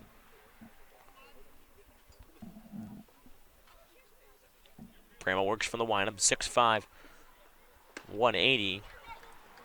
1-0 pitch outside corner for a strike one. 1 ball and 1 strike on Chad Stevens. Stevens grounded out and walked back in the 4th. Pramel works the 1-1. Curveball high in the air towards straightaway center. Daniels moving in to his left into right center now. Daniels tracks it all the way down, almost into right field, and makes the catch for the first out. So a long run for Daniels, almost into Kokoska's territory in right field, as the wind is swirling out there in center. So 1 out here in the top of the 7th inning. Matt Rudick, the right fielder, looks to reach base for the first time today and try to get this rally going for the Gateman. He's grounded out twice. Pramel comes set from the belt. Kicks and fires towards home. Off-speed pitch, just getting a piece of it as Rudick fouls it back for strike 1. So again, a 1-0 Firebirds lead here in the top of the 7th. Nobody on, 1 out. Again, the Shea Whitcomb home run. It's done it all for the Firebirds in this game. Rago walked things off with a home run in Game 1.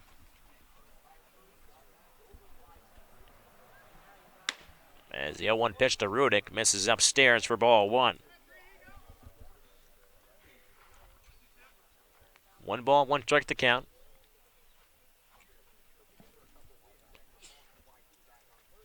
One back to Rudick. Once again misses high. Count 2-1. Again, this bottom part of the order does have some speed, and if Wareham can get some guys on, if they can get Rudick on, might play some small ball here, although that would give it 2 outs. But as Rudick slaps from the other way into left field for a base hit, it drops in front of the left fielder Triani, and Rudick is aboard with 1 out. So the Gateman showing some signs of life here in this top of the 7th. As it's Toro Otsuka, left fielder from San Diego. He doubled back in the 5th inning, but was doubled up at third base to end the inning after the heads-up play by Tanner Murray.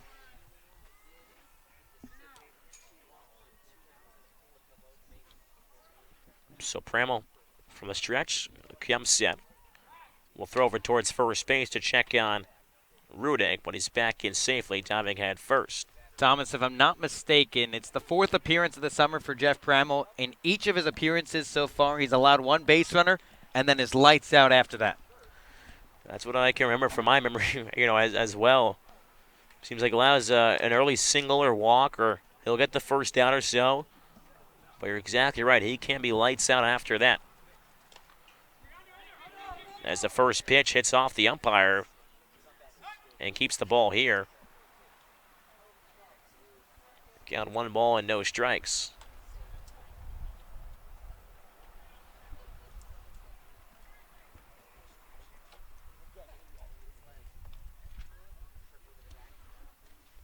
So it saves the Firebirds here because Rudick would have been off towards second base if that ball went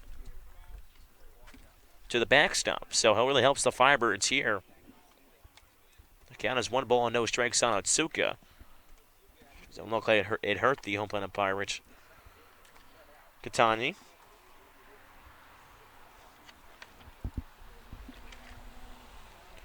So 1 ball, no strikes the count on Otsuka. Firebirds lead 1-0 over the Gateman. Pramel kicks and fires towards him as the 1-0 pitch comes inside and hits Otsuka. So now the Gatemen have 2 men on with 1 out. But more importantly, the tying run over at second and the go-ahead run over at first now. And the top of the order comes back around to and Braden Ward, the center fielder.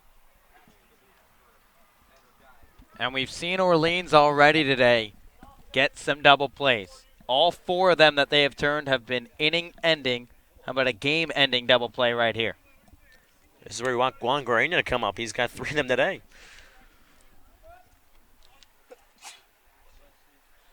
So it's Braden Ward, leadoff hitter from Washington. Sacrifice bunt his last time out to try to move Otsuka over.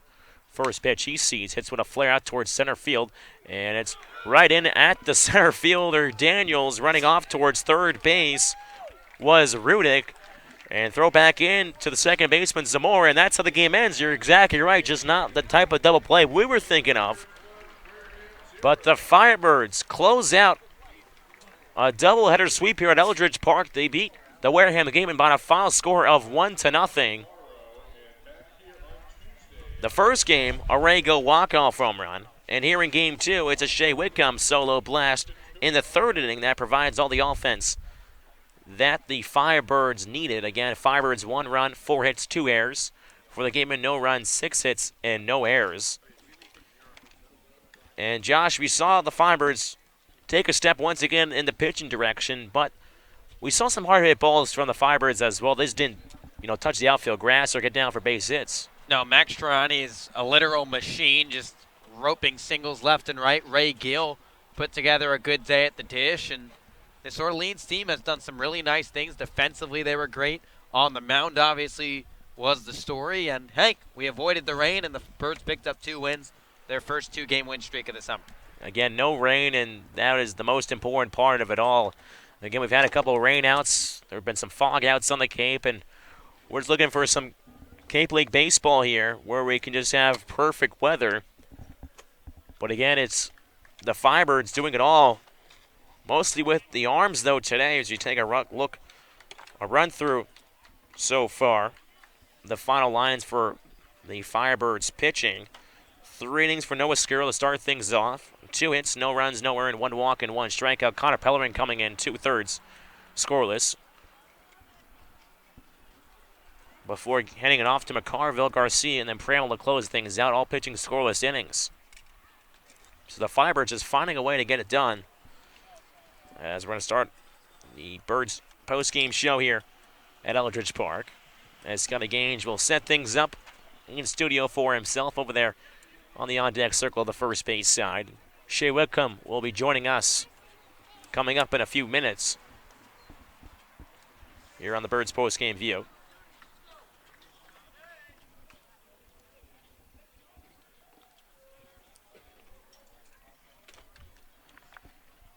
As we'll take a look around the Cape League itself, give you some score updates about what has been going on around the Cape. Back in Hyannis, they now lead Harwich in the bottom of the third, a score of 5-1. So Hyannis trying to get back in the win, or trying to get their first win of the season, as Katua leads Brewster 6-2 in the top of the seventh. Trying to close things out there. The Anglers defeated the Bourne Braves 8-2 in that game one, and in Falmouth, YD leads the Commodores 3-0 after We'll send it to him. top of the third inning. And now our sideline reporter Scotty Gange is with the starting pitcher for today's game, and Noah Skuro. Scotty, take it away. Yeah, of course, here with the Birds baller of the game, Mr. Noah Skuro, with 2 starts in a row, 2 fantastic outings tonight, 3 innings pitched, no earned runs. What was working so well for you on the mound tonight? Fastball command was really good. I had my slider today, which was nice, and mixing in some change-ups, keeping them off balance. I want to take you back to your final out. There was 2 outs. Darren Baker, one of the fastest guys in the Cape, was on third base, or the leadoff guy was on third base. Darren Baker, one of the best hitters in the Cape, was at the plate. You could have easily pitched around him, tried to locate. There was an open bag, but you went right to him and got 3 strikes for a strikeout. Is that how you approach the game in terms of aggressiveness? Yeah, I mean, I just think if my stuff's on, I have a chance against anybody, and as long as I'm in the zone, then I'm competitive and just go right after them. You let out a loud grunt on that final fastball that you threw him by. Was that you mustered up all your strength on that one? Yeah, I was trying to run it by him, just trying to get it in there and run it by him. So. Well, it worked out, and this time, last Sunday when you played against Bourne, it was a 2-1 loss, and here you get a 1-0 win. Is it nice to be on this end of the game? Absolutely, yeah. Hate losing, but be on the winning side is great. Pitching 3 innings, watching 4 more with different relieving pitchers come in and save the day, really, and close things out for you. How much confidence does that give you in this team? Oh, it's huge. I mean, you know that you can come out of the game, and if you got a lead, it's going to stay there. And if you're losing, I mean, just let the offense work because they're not going to score too many more. Your command was working. Do you find that after you pitch in a game, you're a little more invested in it? Absolutely. Yeah, I mean, when you've played in the game, you're in it more because you've been a part of it, whereas you're just on the bench, you're just kind of hanging out, just watching. You'll get that opportunity to hang out, kind of relax. You get a big off day. Everybody does tomorrow. What's in store for you in the next 5 or 6 days as you're not going to be on the bump? Get my lifts in, get some dry work in, some throwing in, and hopefully get on the golf course a little bit. All right, I love that. No, I went on the Wareham broadcast, and I talked about the heck of a mane of a beard you have today, and they were blown away by it. So fantastic job there. Fantastic job today. Thanks so much for the time. The Birds baller of the game, Mr. Noah Skuro. Appreciate it, man. Great job today. Thomas, I'm going to send it back to you. We're going to get the Birds Eye View post-game show rolling here in just a few short moments. And thank you, Scott. Again, that was our sign reporter, Scotty Gange, alongside our Bird baller of the game, and Noah Skuro. Now I'm joined alongside the man of the hour so far here on the whole offense for the Firebirds, Shea Whitcomb. Now, Shea, you were coming into this game, you're 1 for 13, and you hit that home run. How does it feel to finally get on the board here? I mean, it feels good. I mean, yeah, I was off to a slow start, but it was good confidence booster for me. So that was a key at bat. It was a key at bat, not only for you, but also for the Firebirds in the game. They hold on to win that game by a score of 1-0. But going back to the defensive side of things, the Firebirds so far, I mean, they've been looking pretty sharp out there on the defensive side. Tanner Murray making some nice plays. How does it energize maybe you guys, maybe you yourself and the team, seeing plays like that being made? Yeah, I mean, great plays always energize our players, and especially good plays in key situations. I mean, that's what gets it going. Well, it's fun for us to watch here in the booth as well, seeing plays like that. A couple web gems out there we've seen throughout the season. Going back to the first game, Ray Gill hitting that walk-off home run. What was the mood really in the dugout maybe for you guys going into game 2? I mean, it was definitely up. I mean, that hit was huge. I mean, he's been kind of struggling too, so that at bat was big, and it definitely gave us a lot of confidence going into game 2. And props to Noah for throwing really good.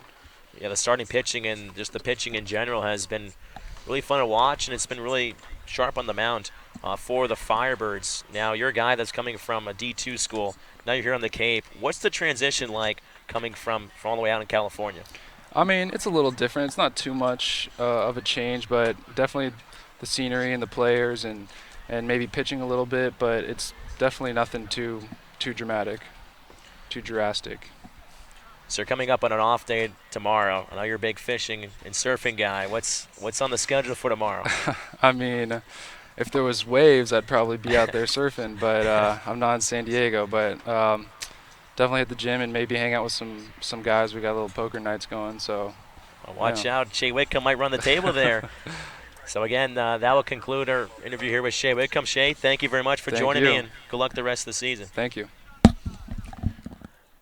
Again, that was Shea Whitcomb. He provided the solo home run for the Firebirds here in this game. And Firebirds hold on to win 1-0 as we're going to send it back down to our side reporter, Scotty Gaines. Scotty? Yeah, fantastic outings from really everybody on the mound today for the Orleans Firebirds. Hello, everybody. Welcome into the Bird's Eye View post-game show. We just heard from our guy Shea Whitcomb, who hit the home run with our broadcaster Thomas Cinzarella. Sat down with Noah Skuro, the starter for Game 2. We want to break down what's coming next for the Firebirds. Tomorrow it's an off day, and a well-deserved off day. 2 straight wins, the first time all season they've done that. So it's their first winning streak. The Birds fans are officially hot. The Birds are hot. It's fantastic. A day off tomorrow. Everybody gets to relax, cool down after these 2 games today. And then on Tuesday, we're going to be right here for one of the biggest early games of the season. The Chatham Anglers and the Orleans Firebirds. That's going to be here at Eldridge Park at 7 p.m. Chatham is highlighted by their superstar first baseman Spencer Torkelson. He was activated yesterday, and he is one of the best players in college baseball coming out of Arizona State. As a freshman, he hit 27 home runs at Arizona State, which led the country. He left nothing really up to desire this season, as he was again a unanimous All-American at Arizona State in his sophomore campaign, and in his second year now for the Chatham Anglers. He's going to be the player to watch on the offensive side, and there's lots of players to watch on the pitching side. This Chatham pitching has been outstanding, but not as good as the Orleans Firebirds. That is in numbers at least. 14 innings played today. Big ol' 0 runs allowed. 1-0 game in both of them. Of course, the Ray Gill home run in Game 1 and the Shea Whitcomb home run in Game 2. Ray and Shea, they stole the day. Guys, Thomas, I'm going to send it back to you. We're going to bring on some guys. Josh White, broadcaster, he's about to come in. Going to try to grab a coach in here as well for the Bird's Eye View post-game show. Going to take a quick break. Have a whole lot of baseball to talk about today. And thank you, Scotty. Again, that was Scotty Gaines over there in studio on the first base side.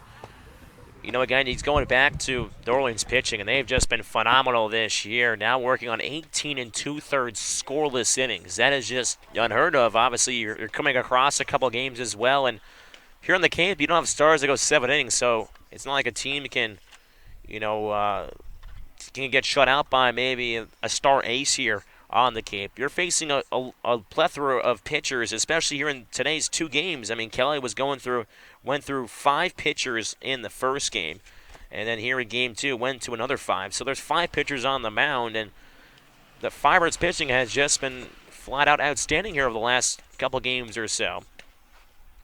As Scotty also mentioned, the Firebirds will hit the road as they'll head to Chatham on Tuesday to face the Anglers. Of course, Veterans Field newly renovated.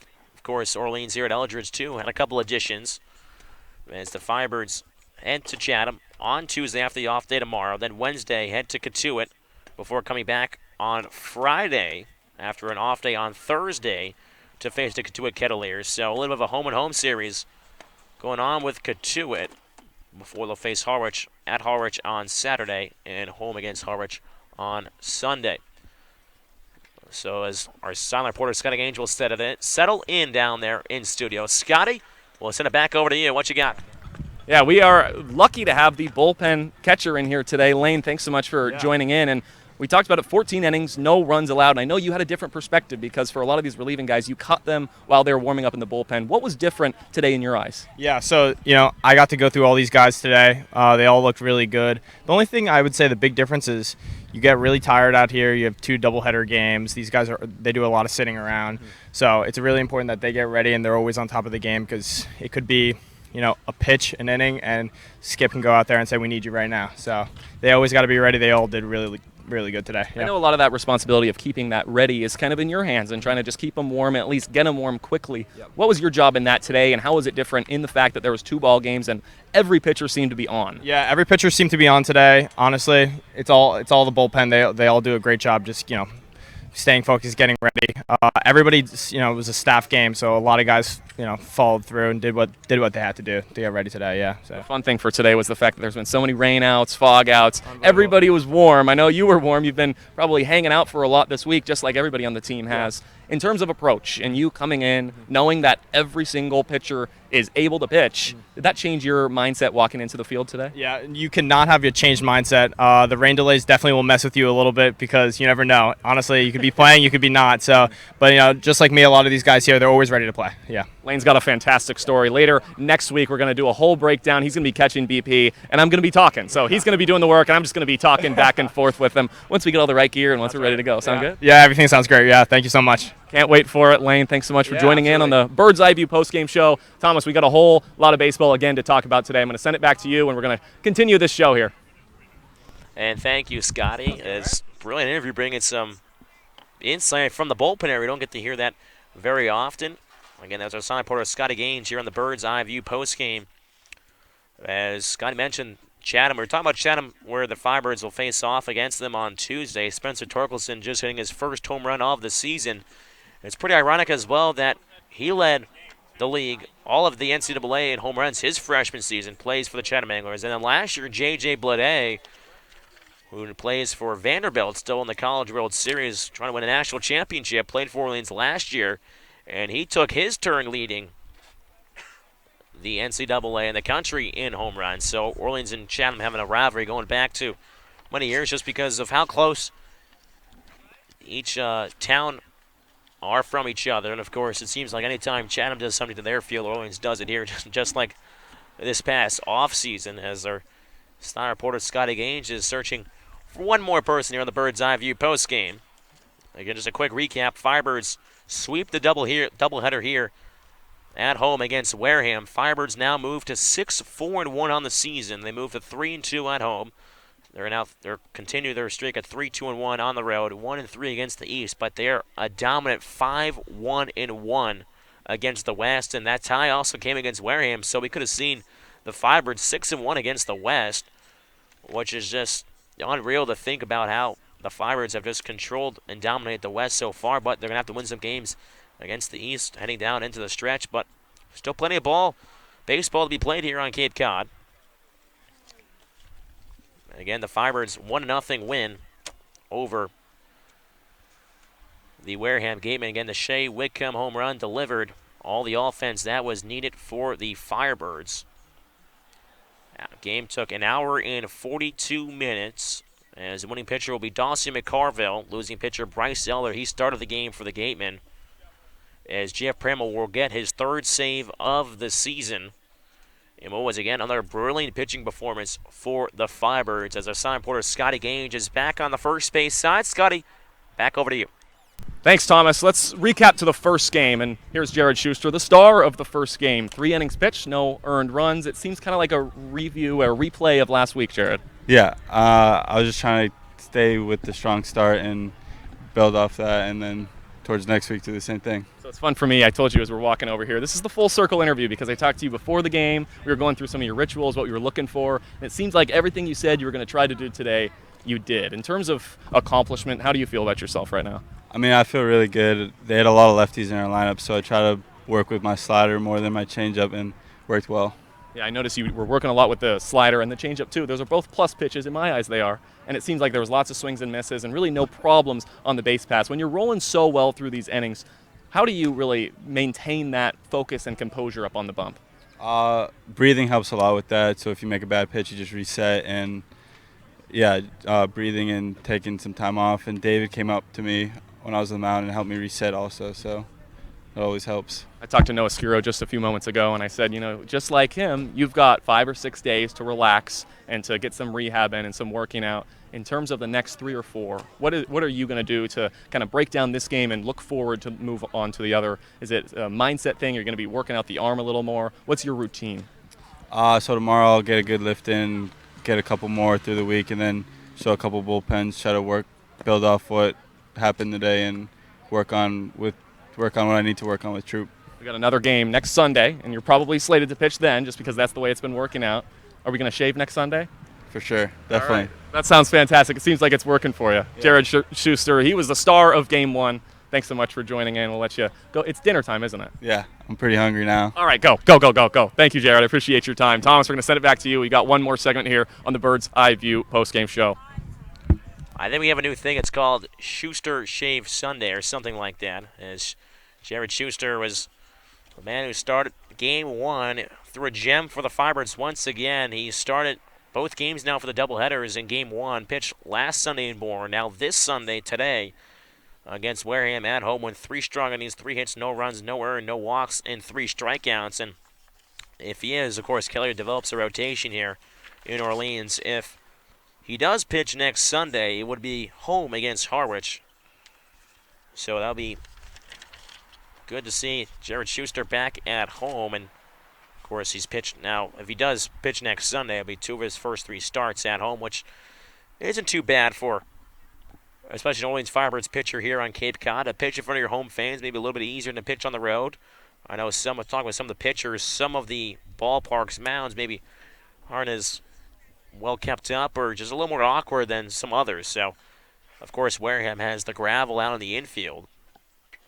But here at Eldridge, probably one of the finer kept ballparks across all of Cape Cod.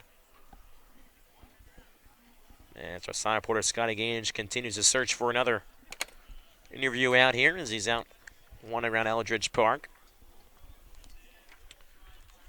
So again, the losing pitcher today, Bryce Elder, for the Gateman. But really the Gateman, I think, they're a team that looked pretty solid from the pitching standpoint. I mean, they really kept the Firebirds' bats at bay. It's just the 2 long balls that ended up winning the game for the Firebirds. The walk-off home run by Ray Gill, in Game 1, and then Shea Whitcomb here in Game 2. As the Gatemen fall to 5-5-1 on the season, they're coming in. They were holding their heads high at first place, and if Katuitt can sweep this doubleheader today, they will overtake Wareham into first place of the West standings. And Orleans, again, they turn to 6-4-1. So we'll have to see how the standings will shake out there here in the East, as we're going to send it back over to side reporter Scotty Gage to continue the postgame show. Thomas, I appreciate you, man. Oh, hello. You're all good, buddy. Going to close out the Bird's Eye View post-game show here. Thomas, I appreciate you kind of filling us in what happened today, what's about to happen. It was a great day of baseball for the Orleans Firebirds. If you've been watching with us for the past several hours, you know that. But if you haven't, let's break down really what happened today. 14 innings of no-run baseball. A 1-0 win in Game 1, highlighted by the Ray Gill walk-off homer, and a 1-0 win in Game 2, highlighted by the Shea Whitcomb third-inning home run. The team was just absolutely outstanding. Everybody on all levels in terms of the pitching staff was outstanding, and it was very fun to watch on the outside and also on the inside. I've been kind of talking with some of the guys, and they're just like, wow, 14 innings? I had no idea we played 14 innings of no-run allowed baseball, 4 2/3 before that. So the streak for the Orleans Firebirds is 18 2/3 innings pitched without allowing a run. This team is doing absolutely fantastic on the bump in terms of starting, relieving, and everything in between. The fielding was fantastic as well. Tanner Murray made a highlight play in the 5th inning at third base, made the double play, and we've got athletes out there, and it's really fun to watch on our end. And it's just been fun to watch for the fans today as well. You'd think 2 runs in 14 innings wouldn't really be much of a fan experience, but it really was. Walking around the field, everybody was smiling and enjoying their day, and talking to some of the fans. They said this was a great day for baseball, not just because of the amazing weather, but because of the amazing gameplay really on both sides. You have to tip your cap to the Wareham Gateman. Their pitching staff did great too. 2 pitches really defined 2 games today, and 4 points for the Orleans Firebirds, and I cannot go more of how important that was for the Firebirds. Tuesday night again, Chatham here. It's a rivalry game. It's an Eastern League matchup, and it's just going to be fantastic. I can't wait. We're going to wrap up the Bird's Eye View show right here. Scotty Gage here. We appreciate the bullpen catcher Lane coming in. We appreciate everybody earlier in the game, Noah Skiro, Jared Schuster, and Coach Brendan Eigebrot coming in the Bird's Eye View pregame, postgame show in between the 2 games today. But for me and for everybody, for our producer, Bryce Johnson, Josh, Thomas, I know you're going to want to close the show out with a few more notes. But for everybody here in studio, We appreciate you all. We'll see you on Tuesday for our pregame show. That's going to start at 6:40 p.m. right here on our YouTube live channel. And thank you, Scotty, again. Good job closing it out there here in Orleans again. To summarize pretty much what he said it pretty well as well.